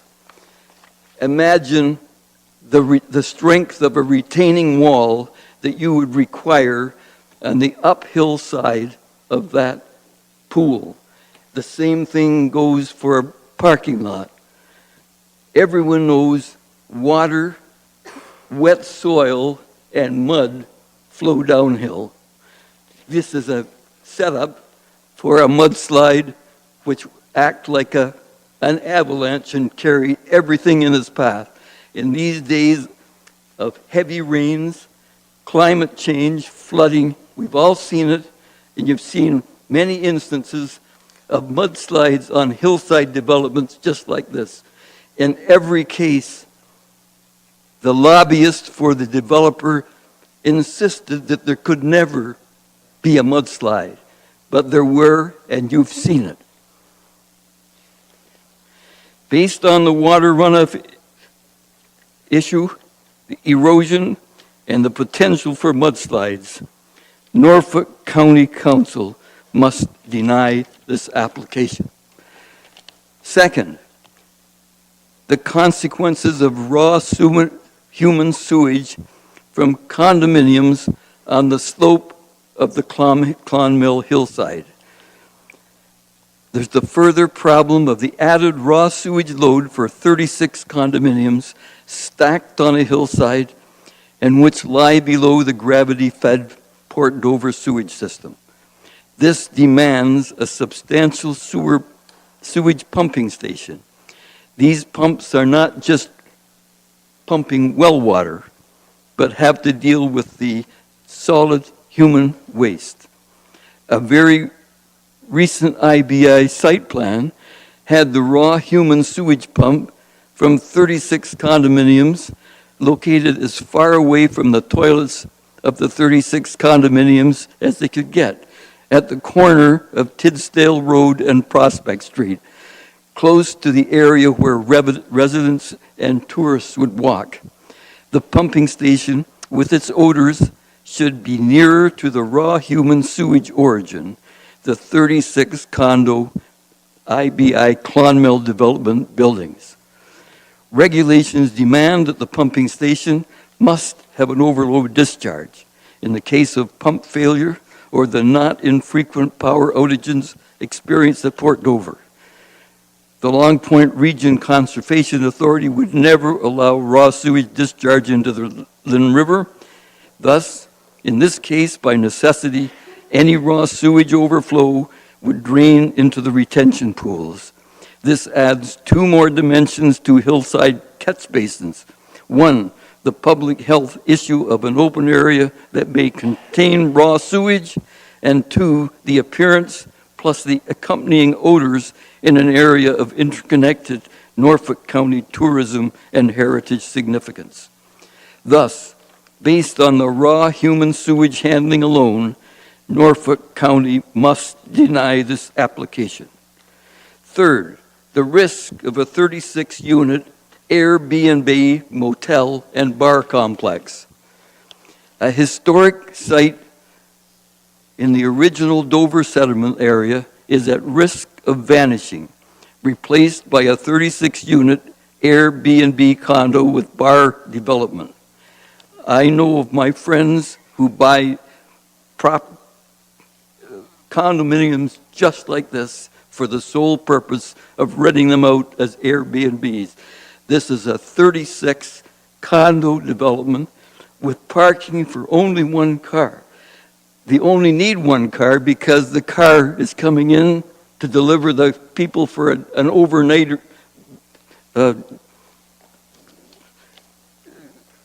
occupation or a weekend, and then they drive off again. The site is an area of historic significance. Across the road from the Lynn River Falls, once the site of the historic Ivy Flour Mill, a 100-foot-long Ivy Dam, and a large mill pond. The former Robert Nickel white frame house on the property is celebrating its bicentennial this year and is one of the oldest historic houses in Port Dover. The Lynn River Falls, flowing over a limestone shelf, has existed since the last ice age and is listed by TripAdvisor as number 10 out of 12 points of tourism in interest in Norfolk County. The 36-unit IBI Clonmel condo with bar, clubhouse, is utterly inconsistent with the area. Norfolk County Council must deny this application. In summary, because of the water runoff problems with risk of erosion and mudslides, Norfolk County Council must deny this application. Because of the substantial problems of raw sewage handling, Norfolk County must deny this application. Because of the risk of a 36-unit Airbnb motel and bar on a site of historic significance, Norfolk County must deny this application. Thank you.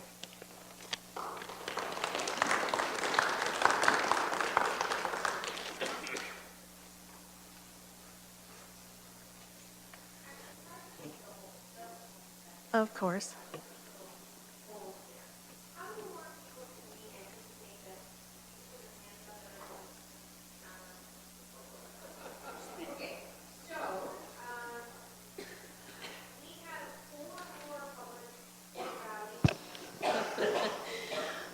We have 4 more public hearings this evening that I don't know that we're going to be able to get through. I think that we're going to just be able to get through Clonmel, and we have a closed session item that needs to be dealt with as well. So we'll have a motion to move past 9 to be able to address that issue. But I don't think that we can do, I know it's difficult, because it involves rescheduling and so on. I don't think that we're going to be able to do 4 additional public hearings. I know you've sat here all night. What I would suggest to anybody that is here for those further public hearings is the clerk will put a piece of paper, and if you'd like to sign your name before you leave, and that way you are able to preserve your right to appeal, even if you are unable to make the rescheduled public meeting. We will be able to accommodate that. So. Is there anybody here that is here for any of the other public hearings? So maybe I'll, I know, maybe I'll have you kind of talk to the clerk here. I'm so sorry and for your patience and everything this evening, and we hope to see you back. Sorry, Mr. Valley.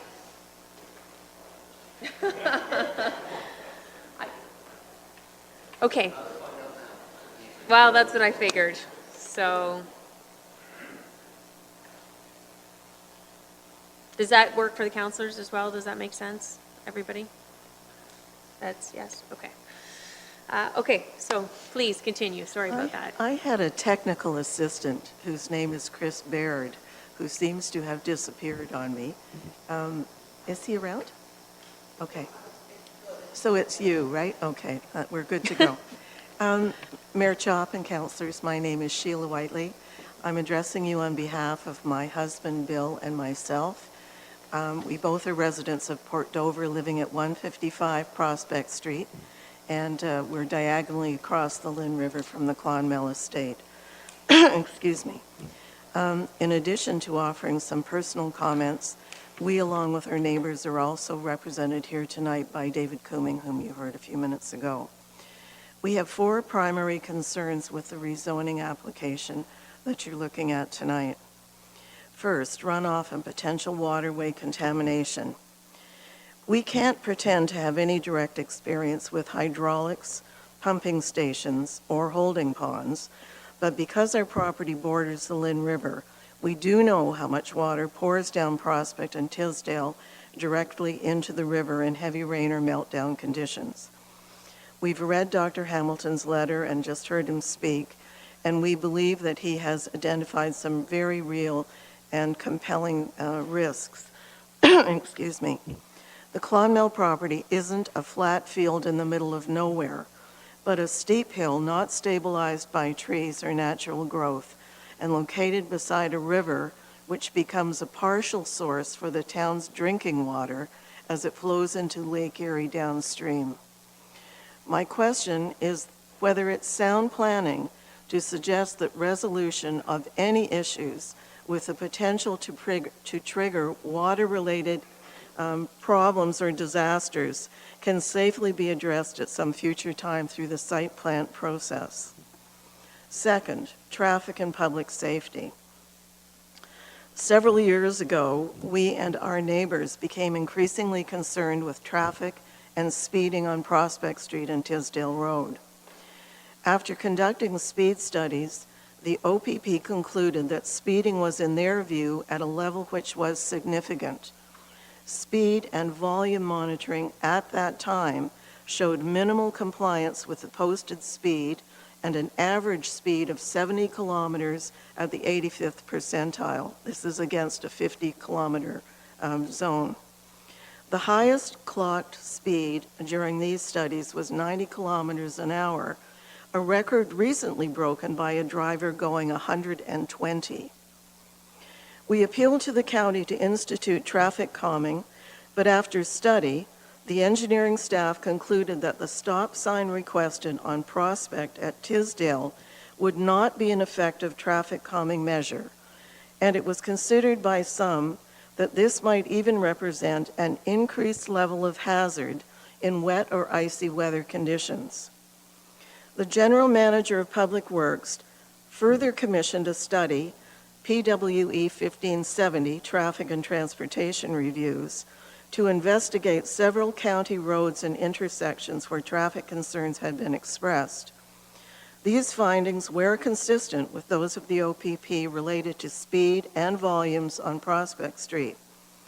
The consultant hired to conduct this study, somewhat coincidentally IBI Planning, concluded, and I quote from that IBI report, that the horizontal curvature east of Tisdale Road makes that section unsuitable for traffic calming measures, end quotation.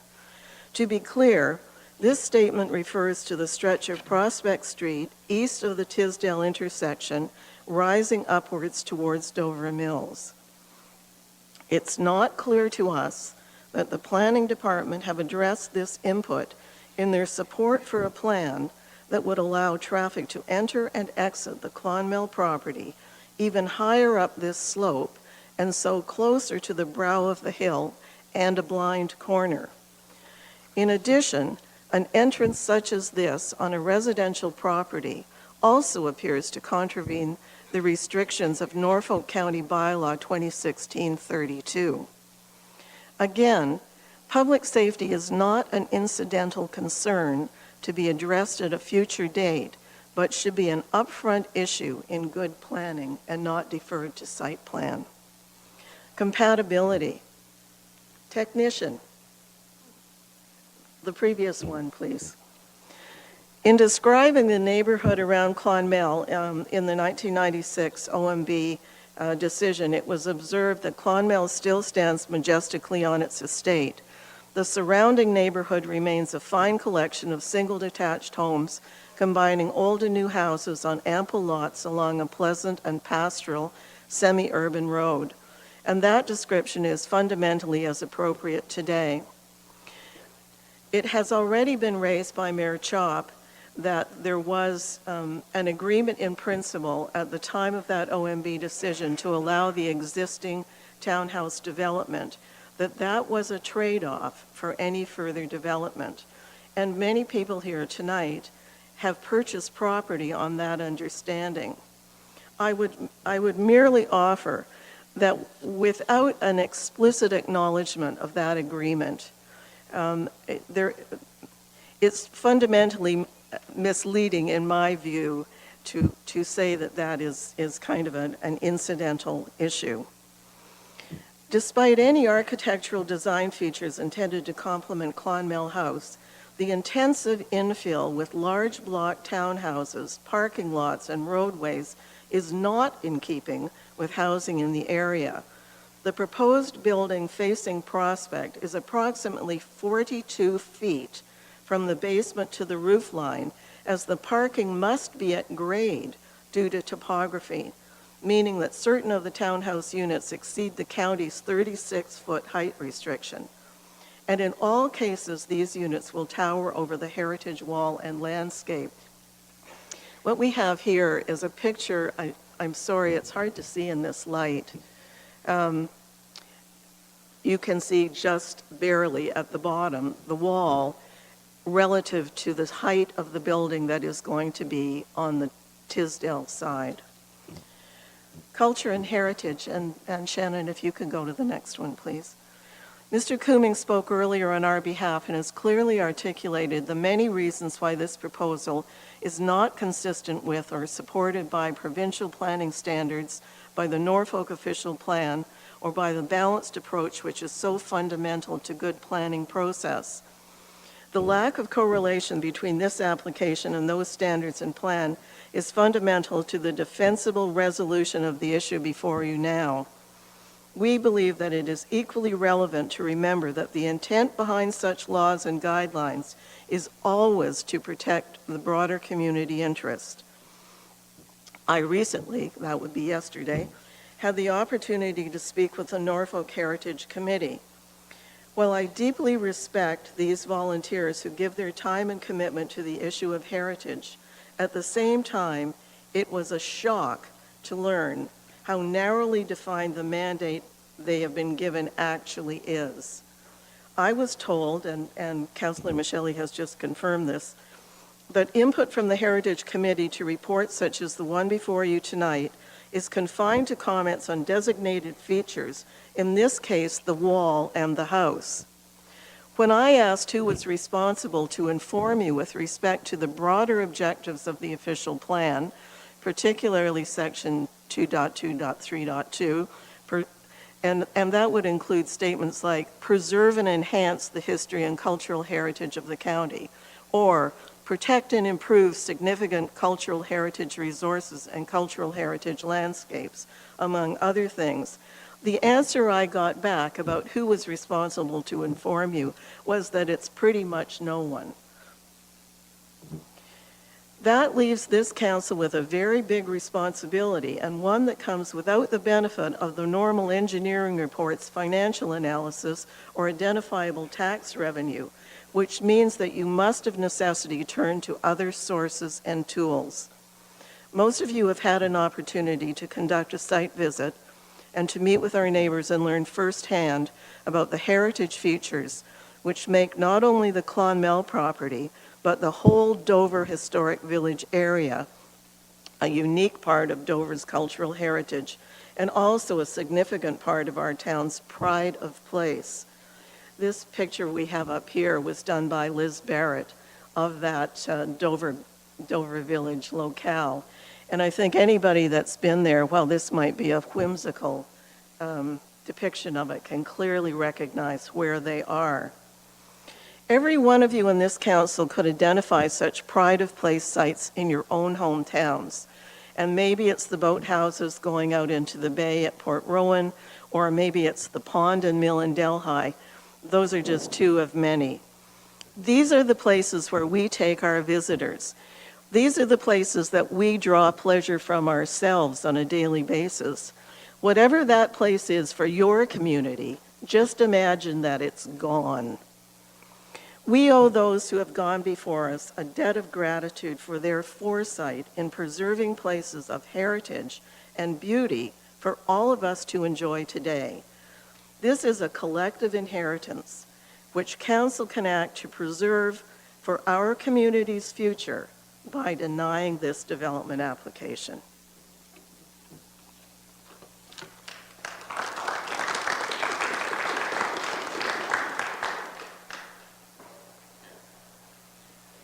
Brian Ogden, 14 Hickory Court, Port Dover, which is part of the Aching development just around the corner. Previously voiced concern about traffic impacts and parking, and I'm glad to see that the Tisdale access has been removed because it wasn't particularly a safe access. Still have concerns about the implications to Prospect and to parking, servicing, and some environmental issues. As the staff report indicates, I think it was the development engineer saying properties only can have one entrance. They can consider an additional entrance, but it does require justification. It does require a traffic impact study to determine that. Also, there's concerns voiced by a lot of people about the current servicing capacity constraints in the area. They're fairly well known. Quite expensive issues to deal with. Long Point Conservation Authority have commented that the development is adjacent to a provincially significant wetlands, which is just down Lynn Creek a little bit, not adjacent, but well within an impact zone from the development, and also part of the lands are within the regulatory limit. Thus, they require environmental impact study. Not a surprise. So in conclusion, I have no objection to the principle of appropriate development on the site. Just not sure what that is. I do firmly believe that council needs the benefit of a traffic impact study, a functional service report, and environmental impact study to be able to make an appropriate decision on what is appropriate development for the site. Thank you.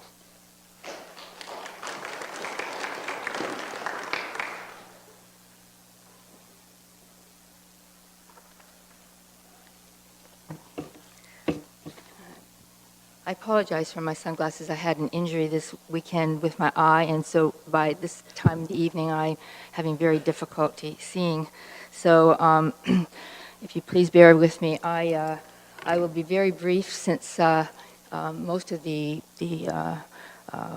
neighbors of the Norfolk Dover Historic Village have spoken words that I was about to address as well. So at this time, I'd like to say to Madam Chops and to councillors, I am deeply grateful for the time that you took out of your busy schedules to come and visit our quaint, beautiful, serene village with so much historic qualities, and just wanted to share just a bit of my concerns, which I will not bore you with again or say or repeat, but I'm extremely concerned about two specific situations.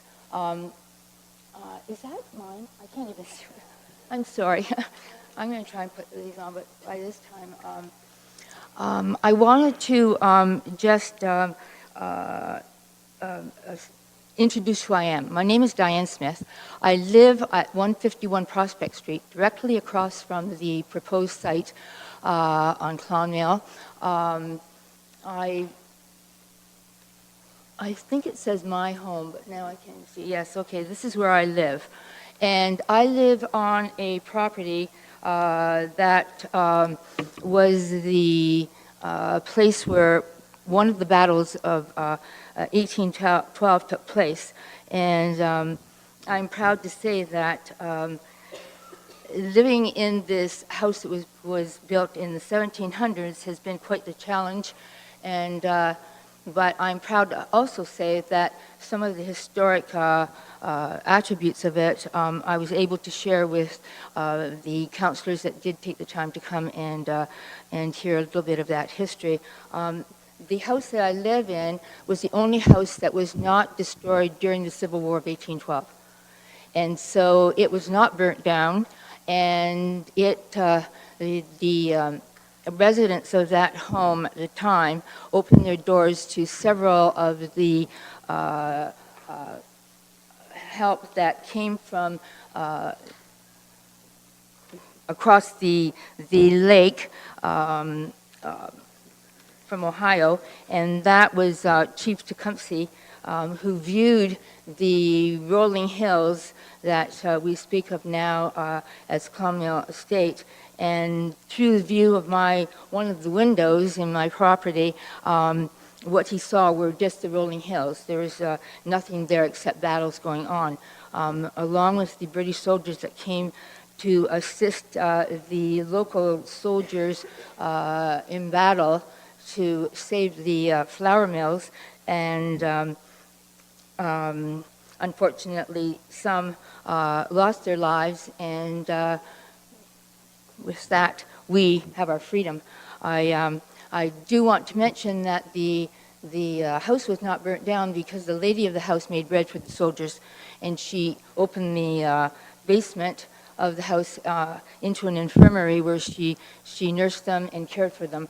Also, I just want to mention that we recently found a tombstone close to the woodlot that we own, and we have honored it and erected it in honor of her and her wonderful kindness at a time that was so stressful. And now she is looking at the bread box that still exists in the home, and so I invite every one of you who are interested in history to come and walk on the land where a battle was fought, and many lives were lost. So that is some of the history that I wanted to share with you. If we could just go to the next. Yes, thank you. The next. Okay.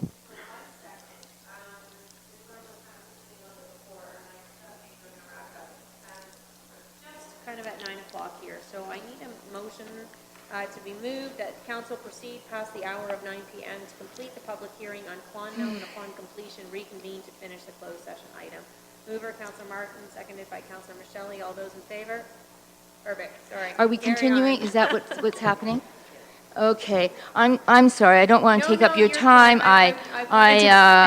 I feel rushed, and unfortunately, Don't feel rushed. We're good now. We're past 9. I felt the eyes on me. So. Well, a lot of the questions which I cannot ask to be answered at this meeting, I had hoped that we would have answers for at the community open house that was scheduled on March the 6th at the Port Dover Arena. It was canceled, and we're here with feeling as if there are things that we need to know before a decision is made, and so that we can look at these situations that concern a lot of the neighbors. I just wanted to bring everyone's attention to this second aerial view. It was one that I had to have done when I was doing some work on my property. Prospect Street is a hill, and it goes about west or eastwardly in the shape of a horseshoe. So it is a continuous circle going down with a lot of traffic descending or funneling into it. And my main concern is the fact that the traffic that is now descending this hill has become a serious issue for the safety of the children of our community, the adults that run on a regular basis, the bicyclers, the kids on skateboards, and the elderly on mopeds. because I live where I live, I witness this day in and day out. I have witnessed very, very serious situations. And so I was hoping that I would have time to discuss distances and stopping times and all of the other situations that concern me. But if I could have you go to the view of the corner of Prospect and Tisdale, this will give you, the audience, a sort of informed visual of the elevation from the apex of where Tisdale and Prospect Street join at the bottom of the hill, where the bridge is. Thank you. That's much better. Okay, this is not the one that I wanted. However, I'll continue on. Yes, that's the one I wanted. So if you were standing in the center of the intersection at Tisdale and Prospect, what you would see is where that line is coming down vertically, the property of Clonmel is in behind the fence or the stone wall. Just for your opportunity to actually see the slope and the angle of it, there, as one ascends either of these hills, there is at the very top there is a curve, and there's no sight line until one is down the hill on Prospect at a very dangerous place where they have a vision of my driveway, and then the proposed area that has been designated to be opened on the stone wall is 170 feet from the center of that intersection, which means it's only 50 feet from my driveway, and it is proposed to be somewhere less than 22 feet wide, and it also will descend from the property of Cromwell down onto Prospect Street, which is only 22 feet wide, with an abundance of pedestrians and families walking their pets on a daily basis, especially now, starting that spring has sprung and people are out and wanting to visit this community that they feel so comfortable in and love to visit. So the traffic concerns are a very serious issue, not only with regard to volume, but also with regard to speeds. And Sheila addressed that, so I don't need to go into that. It is obvious, and those of you who did visit and were able to stand in our shoes and recognize the seriousness of the slopes, got the feeling that this is a very, very important issue that needs to be addressed before any further business is done with regard to proposing the project, this site that of the sorry, I'm losing my thought patterns. I'm very tired right now. Of the 36 stacked townhouses that are proposed within the stone wall. On that note, there are many things that I wanted to discuss, but I think it's time. Being a past teacher, I have watched the people in this room become extremely agitated, moving, leaving, in, out, and I do not want to take up any more of your time. So I've spoken and am grateful again to the counselors that did come to visit, and I'll leave it at that for you to discern on. Hopefully the time that you did spend there will allow you to make a vote for the highest good of all. and mainly for the safety of the community, the children, the families, and I thank you for this time. Thank you. Thank you. Good evening.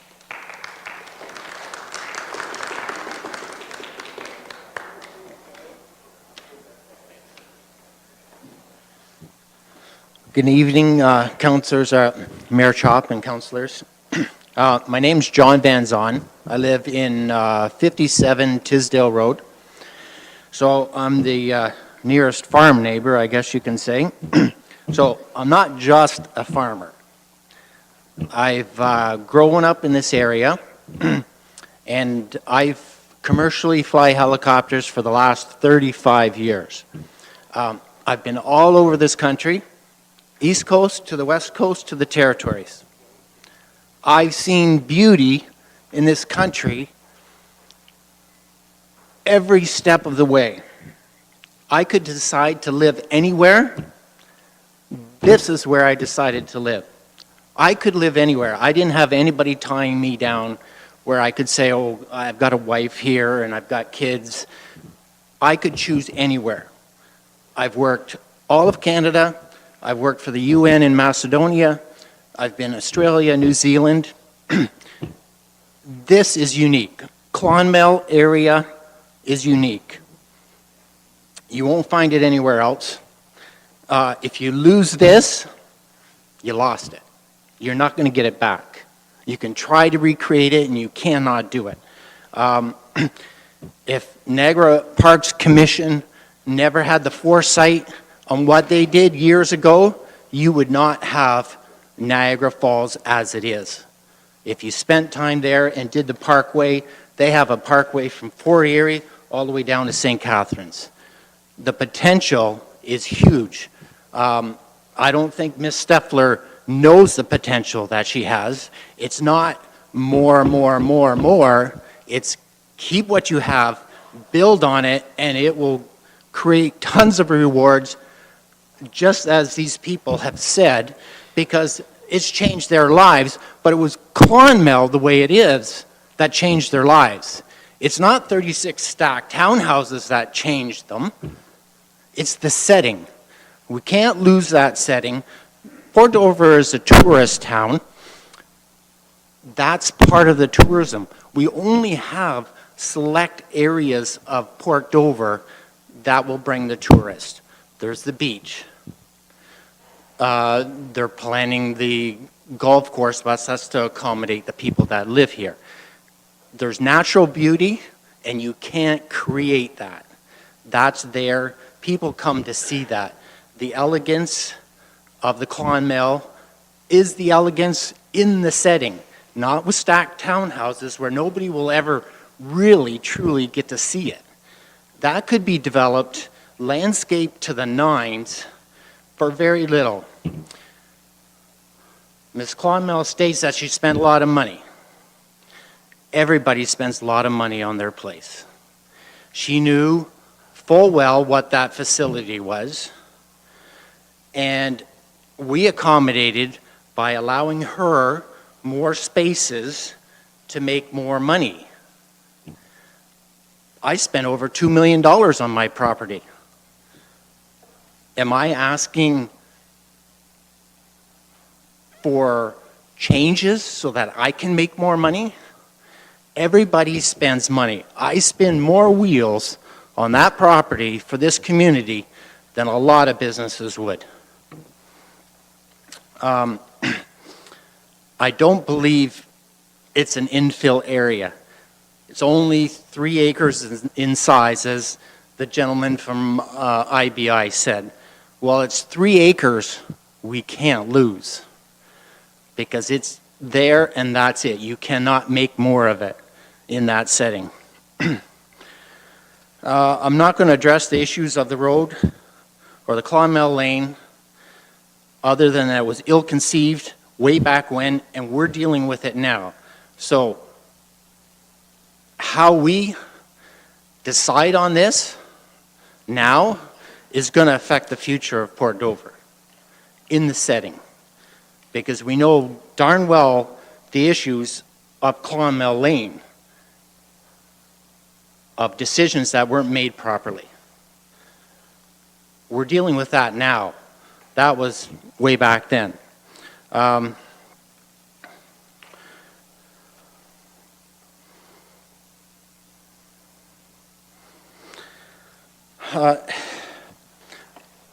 not in favor of it. If it ever gets decided that it does go through, I think you're setting a precedent that's not going to be liked by a lot of people, and it will be changing the whole landscape of other areas that think they can do the same thing. High-density housing, I'm not against it. I think it should be, my personal opinion, is concentrated in the downtown core, thereby complementing the downtown businesses. They're close by. This is how we keep all the businesses viable in our downtown. People are there. If they're elderly people, they want to be in a big building where they're close to businesses, medical centers, going out to eat. They're downtown. Again, with the water and the waste issues, like the gentleman said previous, yeah, we're putting the cart before the horse there, for sure.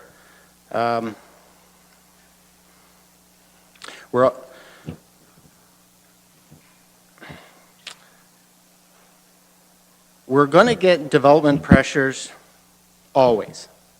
Any town will see it. But once it's improved in an area that is unique as this, there's no going back. You're going to lose it. Your kids are going to lose it. Their grandkids are going to lose it. And it's done. Memories are never going to be made for the future, for kids. Way back when I grew up, you could go there and swim in the falls. Even now, kids go there. They want that setting. It's a unique setting, the whole setting there. So, as the gentleman from IBI said, the trees are going to be preserved as much as possible, or every effort. Well, I can tell you, just looking at it, not being a planner, where you put those houses, those trees will not be there. Left and right. So you can't tell me every effort, or as much as possible, is a concrete statement. That's just smoke and mirrors.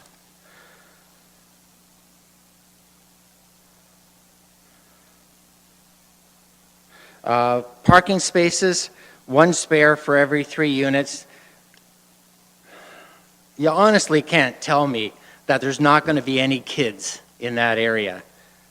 You may want it for elderly people, but that doesn't mean that that's going to happen. You're going to get people that grow families, so you're going to have a problem.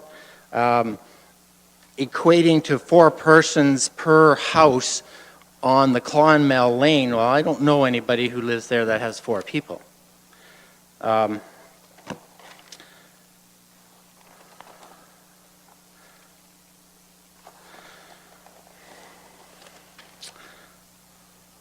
So in my viewpoint from where I've been all over the world, you guys don't know what you have here.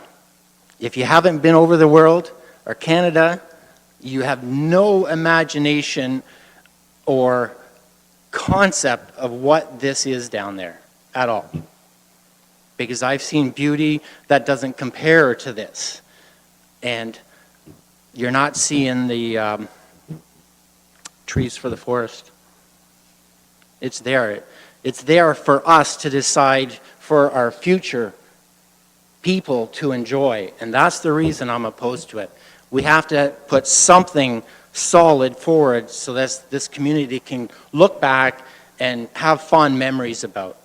And Lynn can do her Clonmel and have great things done that way. That can be a great facility without stacked units and still be viable and make money. Thank you.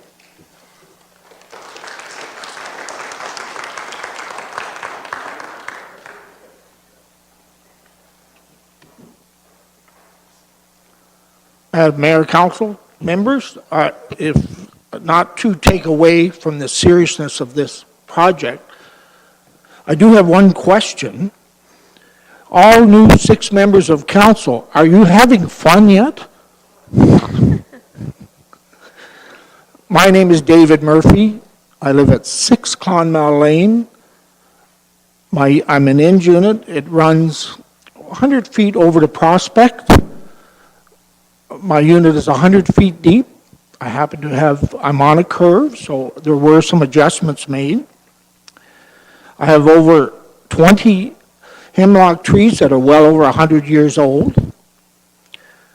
I have a flower bed that the neighbors love to, I think they'll admit, that we keep up. It's right behind the mailbox. I'm embarrassed that John thinks I'm an eyesore to the Clonmel estate. Anyway, having said that, I want to talk about my proposal. First, I have to declare a conflict of interest. I am the acting chair of the Police Service Board. So today, I'm here not for that. I want to make it clear that I'm here as owning a unit on Clonmel Lane. Now, I want to point out a problem that exists that we haven't seen yet. If we can, I think we have a map up there of an aerial view, if you would please. Yeah, that should do. A neighbor, I took it upon myself on Sunday. It was a nice day. I went and talked to a neighbor. Now, I'm not an engineer, and I'm not a planner, but we measured some of the, at Clonmel and Tisdale, we measured the entrance, and we measured below the entrance. And according to the very first meeting I went to, John from IBI said, all these roads meet codes, no problem. I think I remember him saying that. If he did not say that, I stand corrected. So we started out measuring the entrance to Clonmel and Tisdale. Now, for the sake of the younger and myself that's older, I have these both in meters and in feet. So when you start at the entrance of if you start at the very entrance, now, Tisdale meets all the requirements. That's not a problem. Till you get to the entrance of Clonmel.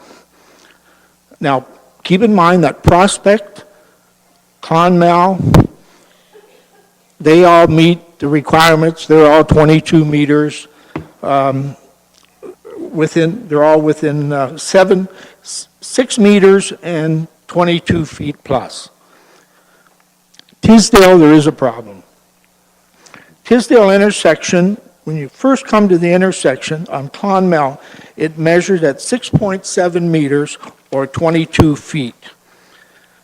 Tisdale intersection on the south side of Clonmel, when you walk through the intersection, it's 6 meters or 20 feet. It's still within the regulations, but it's just on the borderline. I took some time and tried to get into government regulations on what exactly are the regulations. That's like getting Bell Telephone to fix your bill. I couldn't find it. So going down the hill about 10 feet, 15, going down the hill this is a blind curve. Going down the hill another 6.7 meters south. Keep in mind that this road has no shoulders. You can get out of the way of a car, but there's not a lot of room, especially as you go down. Sorry to progress, but there's a hill there. So as you go down that hill about another 18 feet or 5.4 meters, the road measures 5.4 meters and 18 feet wide. Now, 18 feet from 20 feet. It's getting narrower all the time. So the difference between driving north 15 meters or 50 feet on Tisdale up to the curved hill to the semi-blind intersection, the width of the road is not code. It goes down to 5.4 wide or 18 feet. The beginning of the intersection is 6.7 meters or 22 feet. That's 4 feet difference. I mean, 4 feet. How wide is a car? I'm pointing this out now because I don't believe the increased traffic coming off the Clonmel estate warrants increased traffic on Tisdale Road. So I think Tisdale Road is definitely a problem. I think if you have any questions, I thank you for your time.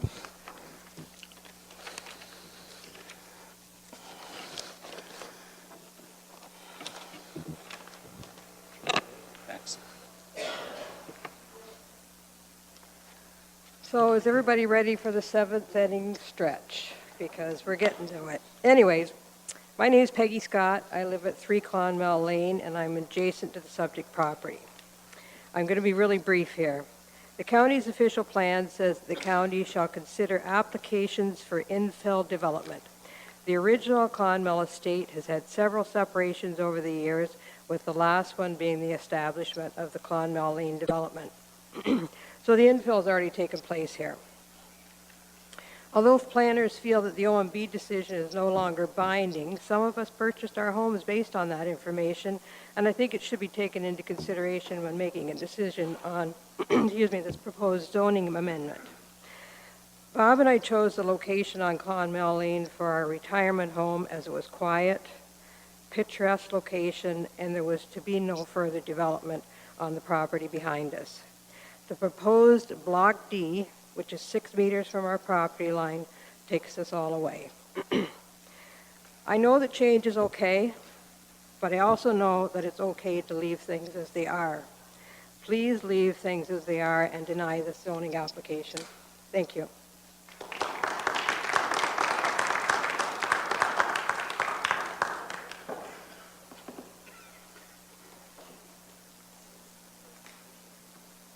Madam Mayor, or in absentia, and councillors. Brian Longworth, 5 Clonmel Lane. I would like to bring the council's attention to the first. This evening, we had a presentation about another development that pointed to the wall. The wall is so high. Where I sat in the corner, that would be my deck outside my bedroom window.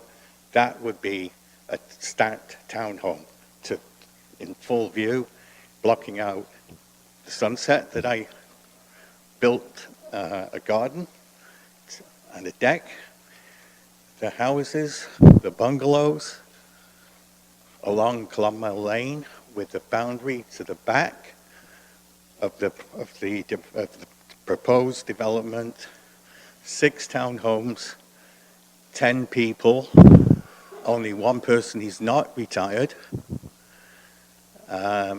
single like myself. They're not multi-story. They cost less than, if I was to sell tomorrow, it's $320,000. They're not big homes. And just to correct the original presentation from the developer, just a slight correction. I'm on 5 Clonmel Lane. That was the access to the Clonmel estate. My back garden, my house and my back garden is on the actual road to Clonmel. Clonmel Lane was put in by the developers of the bungalows that were built 15 years ago. Thank you.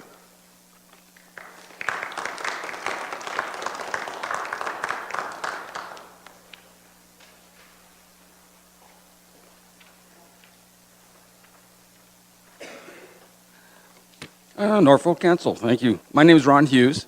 I hadn't planned on speaking tonight, but I've listened to all these presentations along with everybody else, and there's some interesting conflicts. Mr. Aaron's presentation had some assumptions, an assumption that you, as a council, would approve expanded waste treatment and new water supply 2019. Has it happened? Is it going to happen? We don't know. The other assumption is that there would only be one car per unit. He stated that his wife would gladly give up her car to move to this project. He's a much better negotiator than I am. Ooh. I've never met Ms. Steffler. All the presentations, she seems like an amazing human being. This is not about her character. It's not about anything else about her. But her vision for Clonmel is in conflict with Mr. Aaron's. She wants it to become a community. He wants it to be a build-for-profit project. Make your decision.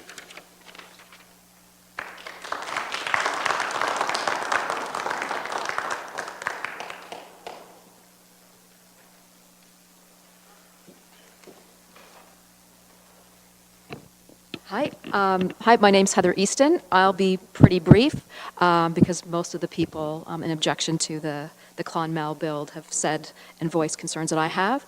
I'll just briefly say I'm speaking as a parent of a tween and teenager, of which there are many exactly in this area. I live at 108 Prospect Street, which is actually one of the original homes that was on the existing Clonmel estate. We're just up around the bend on that piece there.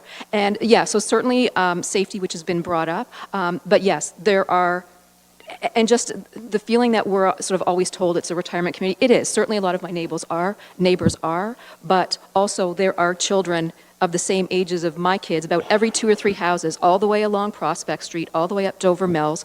And so it certainly is a concern. Also adding to that, my kids, my young child still goes to St. Cecilia School, which is only about 1 kilometer away. And so by right, he should not be allowed to take the bus. But the police have deemed Prospect Street, according to the school board, it's unsafe for walking travel for children, which is why they are still allowed to be bused up Prospect Street to St. Cecilia School, which is just along Main Street. That was in effect when we moved in almost 10 years ago, and it still is now. I would say, as everyone's spoken to, the traffic has increased. We have a huge subdivision that's going in right behind our homes on Prospect at the top of the hill, where another road is being proposed to come out at a bend at the top, which would be not too far from the access onto Prospect Street. So many things. That's already going to have 187 homes, I believe, are proposed. That's going to have a huge impact on the water and everything that we already know. We've been to planning meetings for that. And I think that her build is interesting, not for this area. It's visually not the right place, historically not the right place. I'm a Toronto kid that moved here 10 years ago. I didn't even know Port Dover existed in my world, and that corner is beautiful. The waterfall, the Clonmel, the road, because my home, actually, I live in, used to be there, I feel like we're all part of the story. And I've certainly adapted to life here, and I see the beauty in it, and I just think you would be, again, destroying also what is a great place for family and friends. My children and all their friends certainly all congregate down by the waterfall and along Clonmel. In fact, I think Ms. Steffler actually invited my children at times to be able to toboggan on her hill. So I will certainly say, while I don't know her personally, I think she does seem like a very nice person, but that's the community. The community is a mix, and there's also no guarantee you're going to have just retirees living in those places. It may very well be single parents living there as well with children in my children's age group. So I just want to sort of bring a voice of, I'm also in the area, not a retiree with children, as of many of my neighbors, raising children, and safety is a huge concern in that area. Thank you.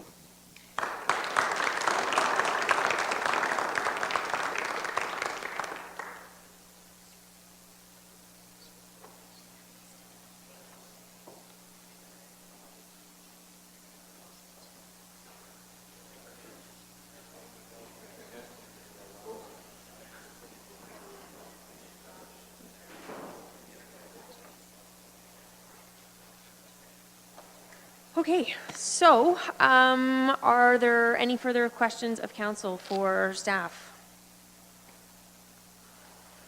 this time then, I would like to close the public meeting. If I could have the,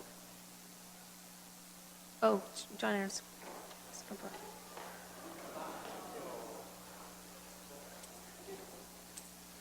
Okay, they do get a chance to speak, though. It's been a long night for everybody, so there's got to be a bit of respect here on both sides at this point. So I do appreciate the opportunity just to very briefly address some of the comments. The first gentleman that spoke was critical of the fact that there was no open house, but there was an open house. It was held on September the 18th, and invitations were directly delivered door to door beyond the 400-foot or 120-meter radius. So we did host our own open house meeting. There was a concern that none of the reports were available. They're available at the counter. They're available at our open house. Clearly, we've made extra efforts to engage the public on this project. The second gentleman, Mr. Cooming, spoke quite eloquently about policies, about provincial policies, about your official plan policies, about heritage. But he did not indicate one adverse impact resulting from this development. It's not that the buildings were too close to the heritage buildings, the wrong color, the wrong architecture. He raised absolutely no adverse impact other than it didn't comply with his interpretation of policies. That was it. How does it damage the heritage house? The heritage house is not at risk as a result of this development. In fact, as I suggested to you, this development will ensure the survival of the heritage features, will ensure the survival of Clonmel. Doesn't happen by itself. Dr. Hamilton raised concerns over the servicing, and he referred to a mudslide and stormwater management, and that these parking areas are going to create all kinds of runoff. Well, our parking areas are in the basement of these homes. We specifically tried to reduce the amount of asphalt on this property to save as much green space as possible. Yes, there is one parking area for guests at the southerly portion, and in that parking area we provide underground storage underneath the parking lot. That's how we do it. We don't create ponds for stormwater management on infill projects like this. We deal with water quality, we deal with water quantity, and we discharge into the receiving stream at pre-development levels have to match post-development levels. That's the secret. We're not adding more water into the drainage system. He also raised a concern about odors with a pumping station. The original concept did have a pumping station building. We are now putting the pumps actually underground. You won't even see a building over top of it. They do have a backup generator because that's a requirement in case of power failures, but they are virtually odorless. He did raise a concern about Airbnb, and we will put that in the condominium documents that these units have to be owner occupied. There are ways that we can deal with situations like that and address these concerns. So runoff contamination are site plan matters. We do provide erosion control, sediment control drawings. We learned that speeding is a problem. 36 townhouse units for empty nesters and retirees, again, don't contribute to that speeding problem. If that's an existing problem, you have the resources that you can deal with it today. There is a concern expressed over the height. We are not adjusting any of the height permissions at all. We are complying with your height regulations, no modifications. And there was also concern expressed over the previous Ontario Municipal Board, and as I indicated at the beginning of my presentation, it's not a precedent setting. Planning is about managing change, and we certainly have a policy direction from the province dealing with intensification.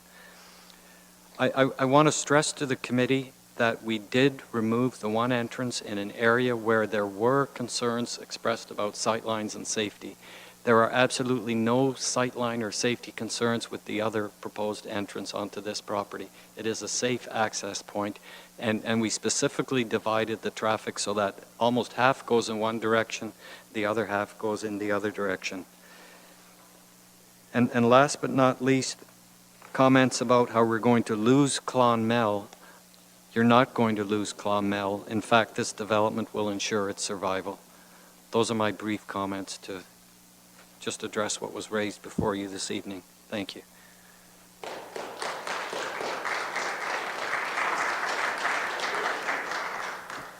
Okay, can I have a motion to close the public meeting? Moved by Councillor Rabbit, seconded by Councillor Martin. All those in favor?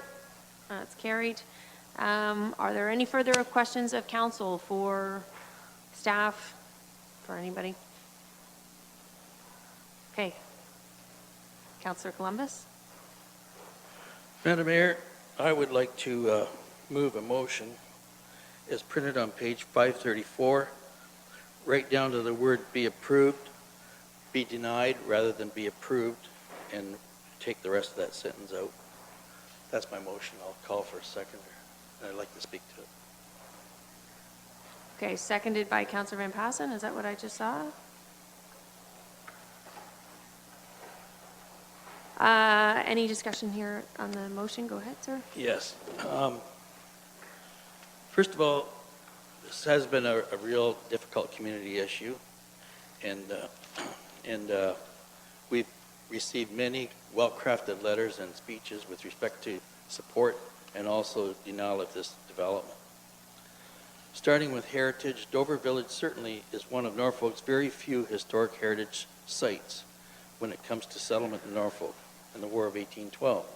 I cannot believe that the Norfolk Heritage Committee gave approval of the project, notably removal of the stone wall, particularly when its overall impact on heritage of Port Dover.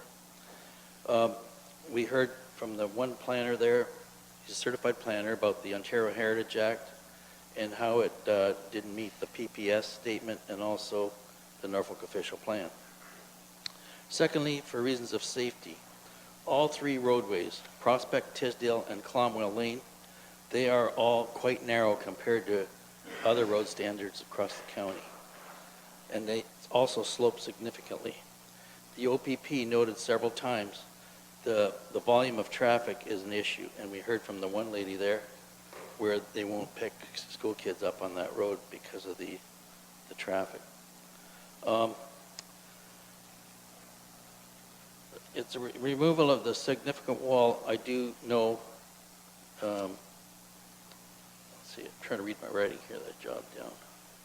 I don't know how a fire truck could actually get in to there, because you'd have to, if you're coming off Prospect where the stone wall is going to be removed, you'd actually have to cross the middle line to get a truck in there, as you would have to in Miss Smith's driveway. With respect to topography of the site, the development site has significant slope to it. I see a concern with slumping soils during construction, creating potential problems.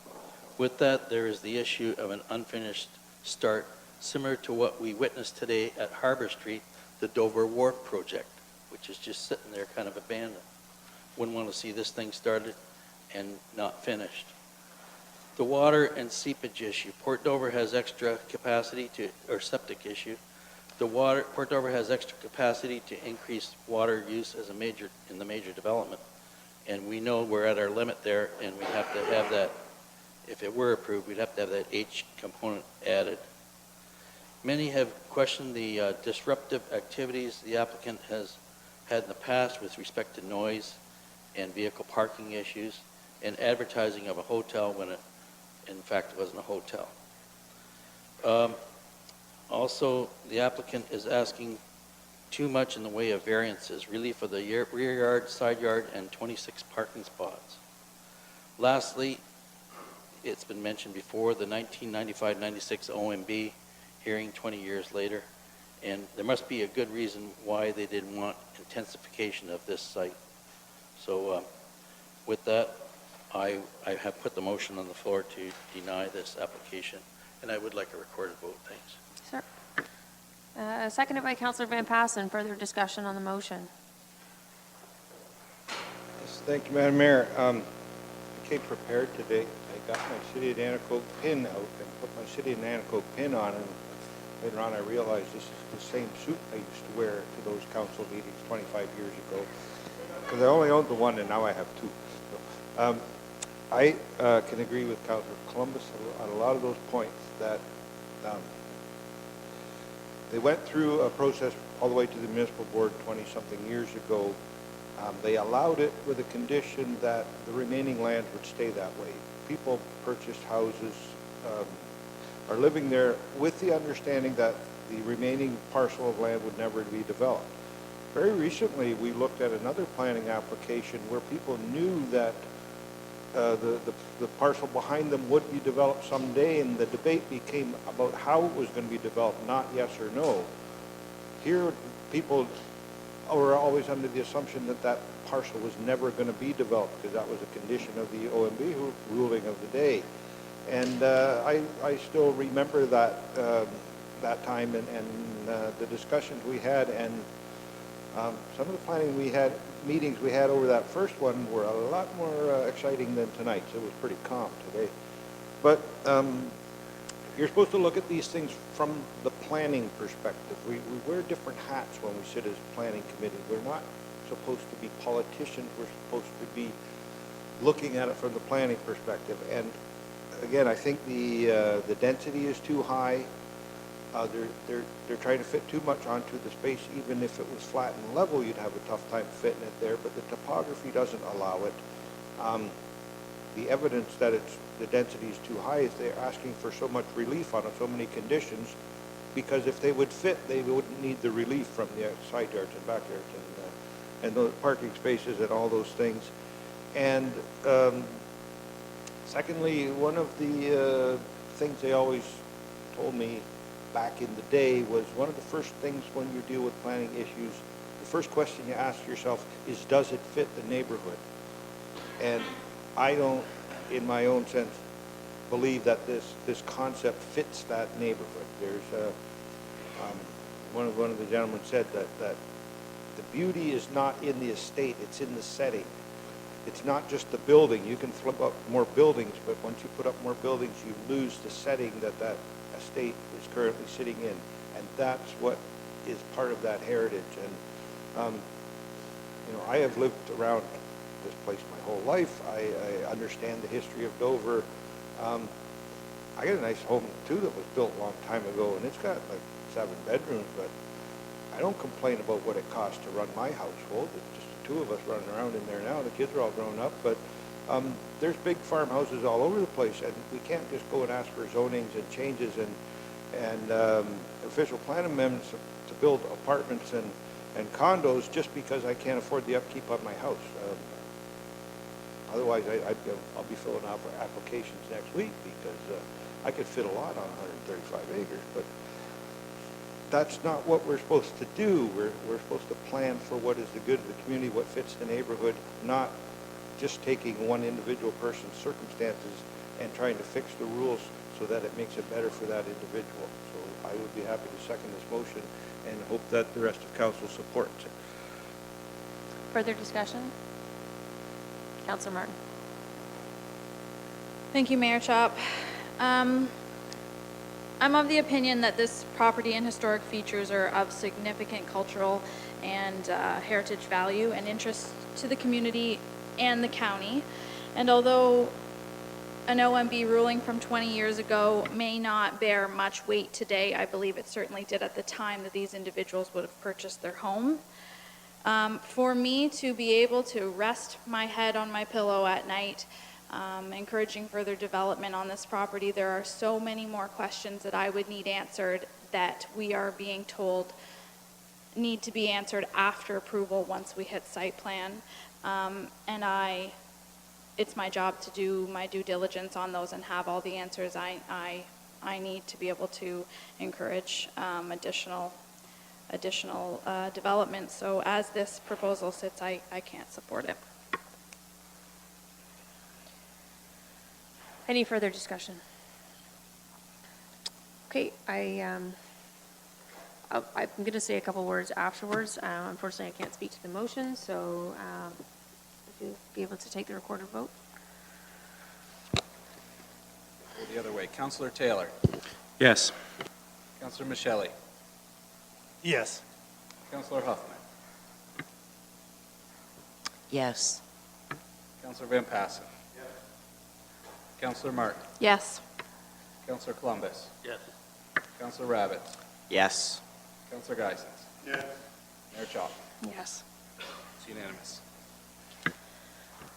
The one thing I want to say about this is, you know, I just hope this is a big lesson for the planning department. I hope that somebody else, I feel for Linny more than I can tell you, because I honestly and truly believe that if we had looked at this from the perspective of how can we, you know, change that boarding house into a modern day reality and found some way to work with somebody that wanted to do something positive for the community, that we wouldn't have got down this far down the road. And thousands of dollars get expended on studies and necessity and requirements that are being asked of them, without kind of that advanced discussion, number one, with council in such a unique situation like that, to say, do you feel there's going to be support for this down the road?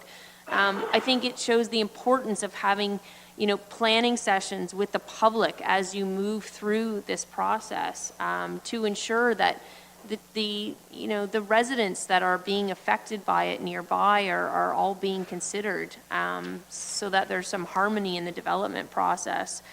To Linny, much in the same way that the other application, to my knowledge, this certainly isn't the end, you know, for you in terms of being able to pursue, and correct me if I'm wrong, Shannon, but this is what we had just talked in the hallway for the other application, that they could still resubmit with some modifications to the proposal and so on. Is that correct? Through you, Madam Mayor, a new application would have to be submitted. This application is... This application, but it doesn't, you know... It doesn't preclude future applications, correct? It would be nice to have seen the application to come forward and to see if there was some of that give and take, and whether maybe, you know, when I toured the property the other day and I spoke with one of the neighbors, and, you know, I said, what does a compromise solution kind of look like in this situation? And he had made a number of suggestions. So I'm disappointed that, you know, we can't get to a point of talking about, you know, possible compromises here, but I think it's, you know, it's the way the whole thing came forward that's unfortunate right from the beginning. So I'm sorry.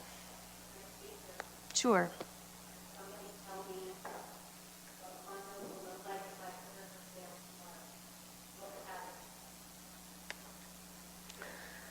There'll be investors that will be willing to buy it.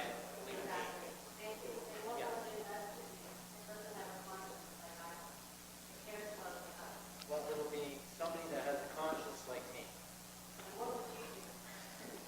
And you make it viable so it will attract tourists and people can live. Okay, thank you, everybody. It's been a long night. Council, I have one more crazy request here. Two sides of this story. There's a gentleman that's here. They are moving to Norfolk County. Of course, there was a woman that was here when we decided to finish the public meetings and agreed to extend it only to finish Clonmel, was the motion to finish Clonmel and then to move into closed session. They are the kennel, which is the last public meeting. There was somebody else that was here. We don't believe that she was in reference to this application. However, they're moving in a couple days, and they need to be able to move their dogs with them.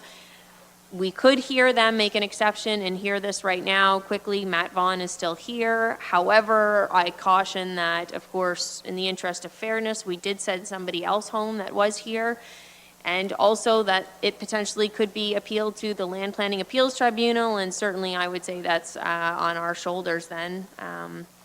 Because somebody else may have been here and left and you know, didn't get to participate like they would have. We don't believe there is anyone, but it certainly is possible. So if I could just have a quick kind of discussion here. Do you want to extend? Councilor Michelli? Thank you, Madam Mayor. I think in the interest of fairness, we should extend. Extend. Give all those people an opportunity. So to hold off on the public meeting? Yes. Until the next? Yes. Just to be fair to them, and just in case someone did leave and won't have that opportunity. Councilor Columbus? The application you're talking about, I believe the residents actually live more than 2 hours away. They do. They're still hanging in here, That's what I'm saying. and it's the dog kennel one. Sorry, Madam Mayor, I misunderstood what you were asking me about. Okay. I would like to stay so we can accommodate them. Okay, so let's get Matt Vaughn out here really quick. Oh, there he is, right there, perfect.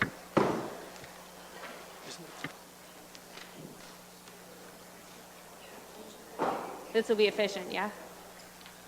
All right, so at this time, I would like to, I guess, can I first? I'm losing my mind. I need a motion to open the public meeting. Councillor Martin, seconded by Councillor Rabbits. All those in favor? And that's carried. Mr. Vaughn, if you can present your report. Thank you, Mayor Chop. The subject application proposes to add a special provision to the subject lands to permit a reduced setback for an animal kennel. The application is consistent with provincial policy statement, conforms to the intent of the official plan, and represents good planning, and planning staff recommend approval. Great. Any questions of council for staff? Councillor Martin, you have a question? I know do. dog Can kennels you, are right up your alley. sorry, I'm trying to find my right page here. Do you guys have a page number for her? 722. I have a specific question, thank you, with regards to the neighbor who has I can't find it. There's a neighbor who submitted a letter in support. However, I noticed in that letter, it just very broadly said that they support, I'm paraphrasing, the project, and not the zoning bylaw amendments specific to. I just would like to take this opportunity to be very clear that this neighbor is aware that it's a kennel. Through the mayor, my understanding is that is correct. Sorry, that is correct. Any further discussion from council? Would the applicant like to speak? Sure. Madam Mayor, councilors, I thank you for staying and considering this. We have a move pretty soon. We're 2 hours away. Our kids are downstairs sleeping on the couch. And we have some dogs that have to come along with us, and we hope you approve this. And I guess I'll leave it at that. Okay, thank you, sir. I'm just saying this for the record. Anybody wish to speak in opposition? No. All right, if I could have a motion to close the public meeting. It's moved by Councillor Rabbit, seconded by Councillor Geisens. All those in favor? Okay, and would somebody like to move the staff recommendation? Councillor Martin, seconded by Councillor Rabbits. All those in favor? Perfect. Welcome to Norfolk. Welcome to Norfolk County. Okay, so councillors, I have a motion that council move into closed session with their dinner at 10 p.m. to discuss a matter pursuant to sections 239B of the Municipal Act 2001 as the subject matter pertains to a personal matters about an identifiable individual. Mover and a seconder, please. Councillor Taylor, Councillor Rabbits. All those in favor? Carried.